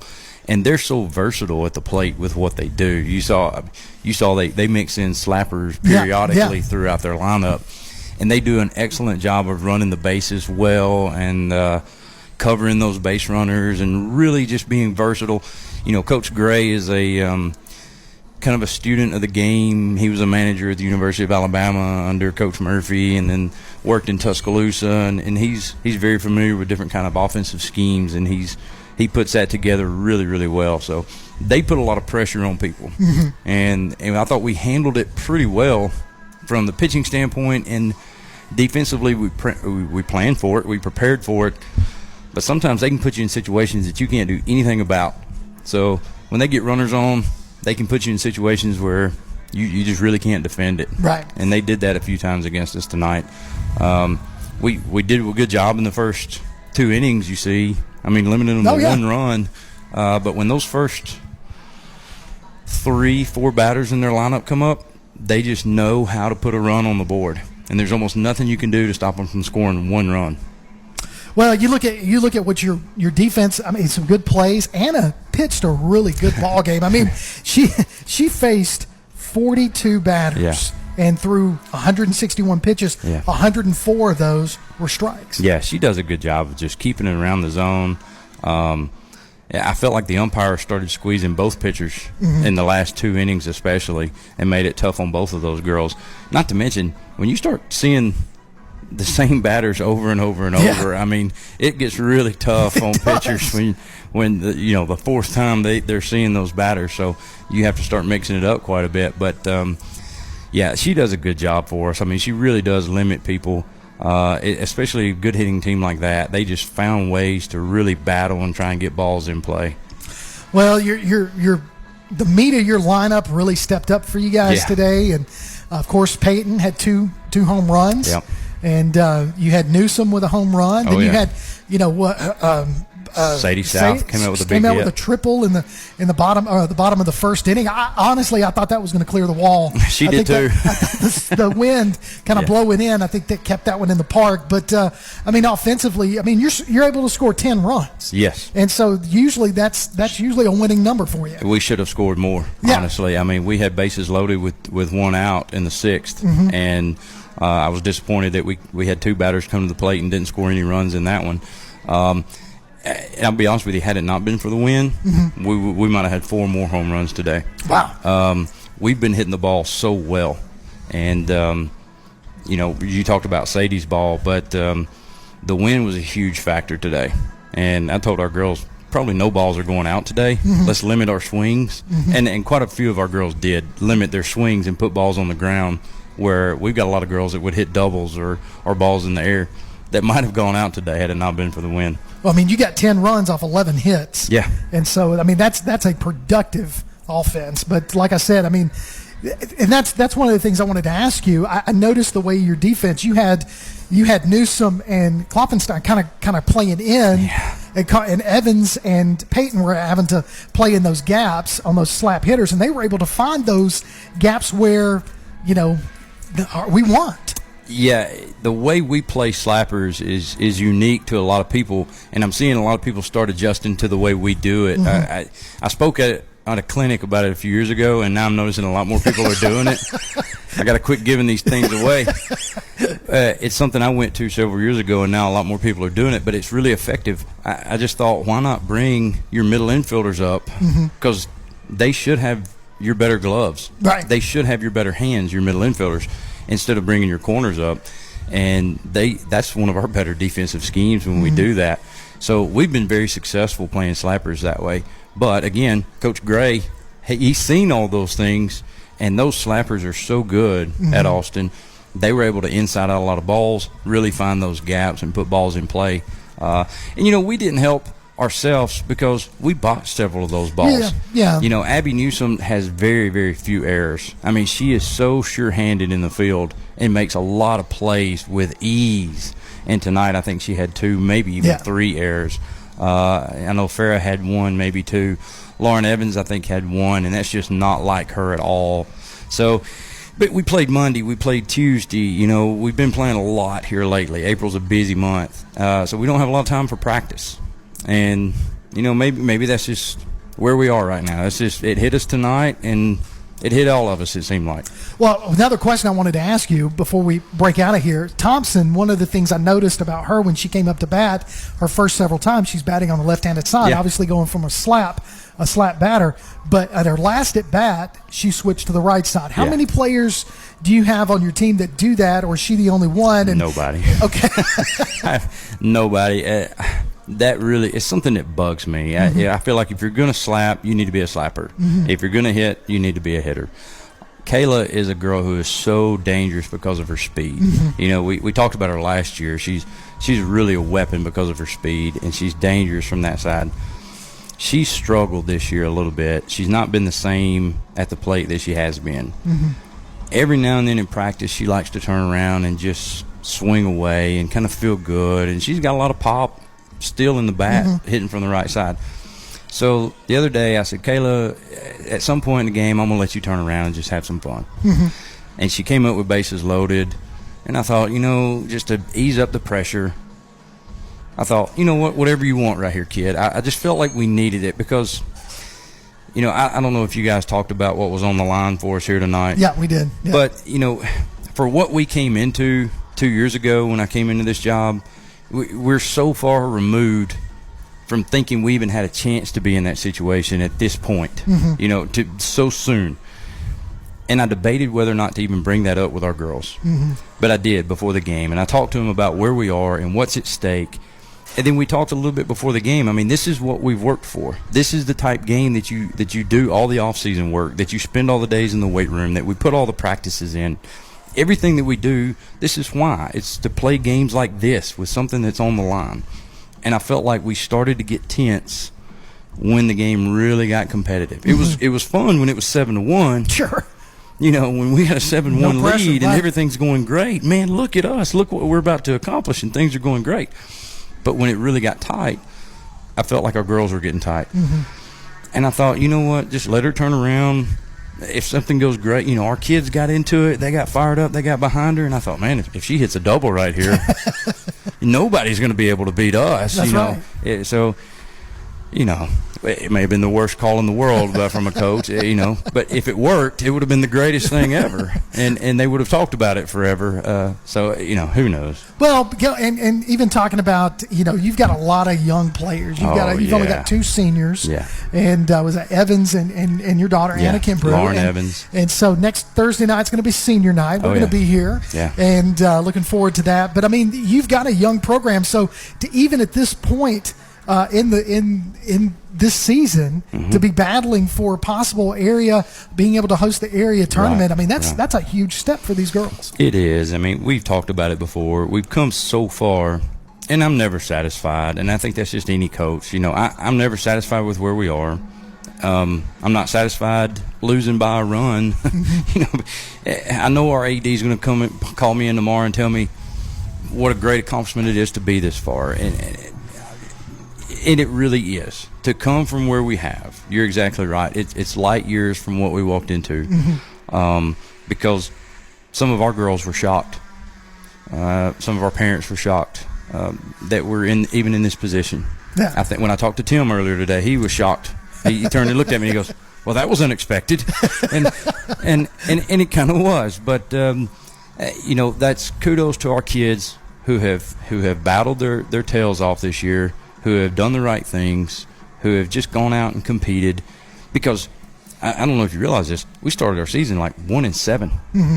You know, and kudos to them and our coaches for just staying the course and staying positive and just keep battling.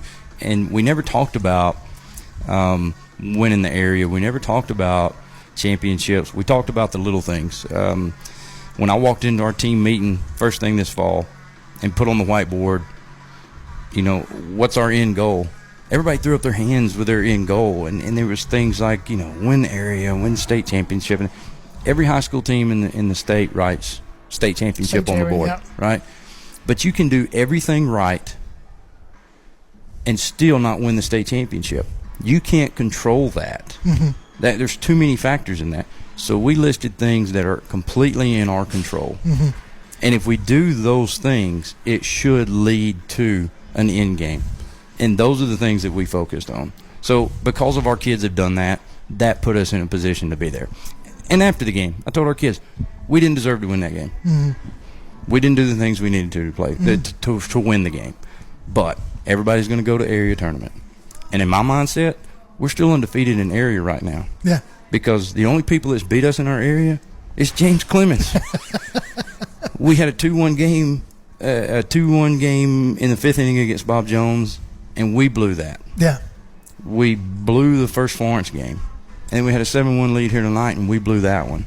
So right now, we're still undefeated in the area, and we all go to area tournaments. So if we play like we should in the area tournament, we'll be fine. Well, the final score here is 11-10. Austin able to squeak one out over your James Clemens Jets. Coach, it was a tough one, but you live to play another game.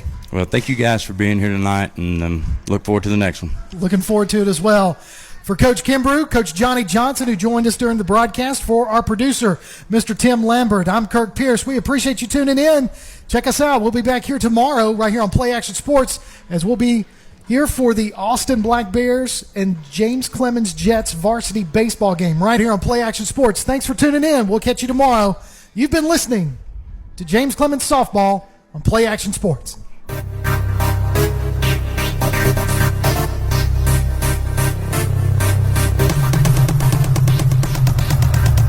You've been listening to James Clemens High School Softball on the Play Action Sports Network. If you'd like to download a copy of tonight's game, log on to pasnetwork.net. James Clemens Softball is a production of Play Action Sports.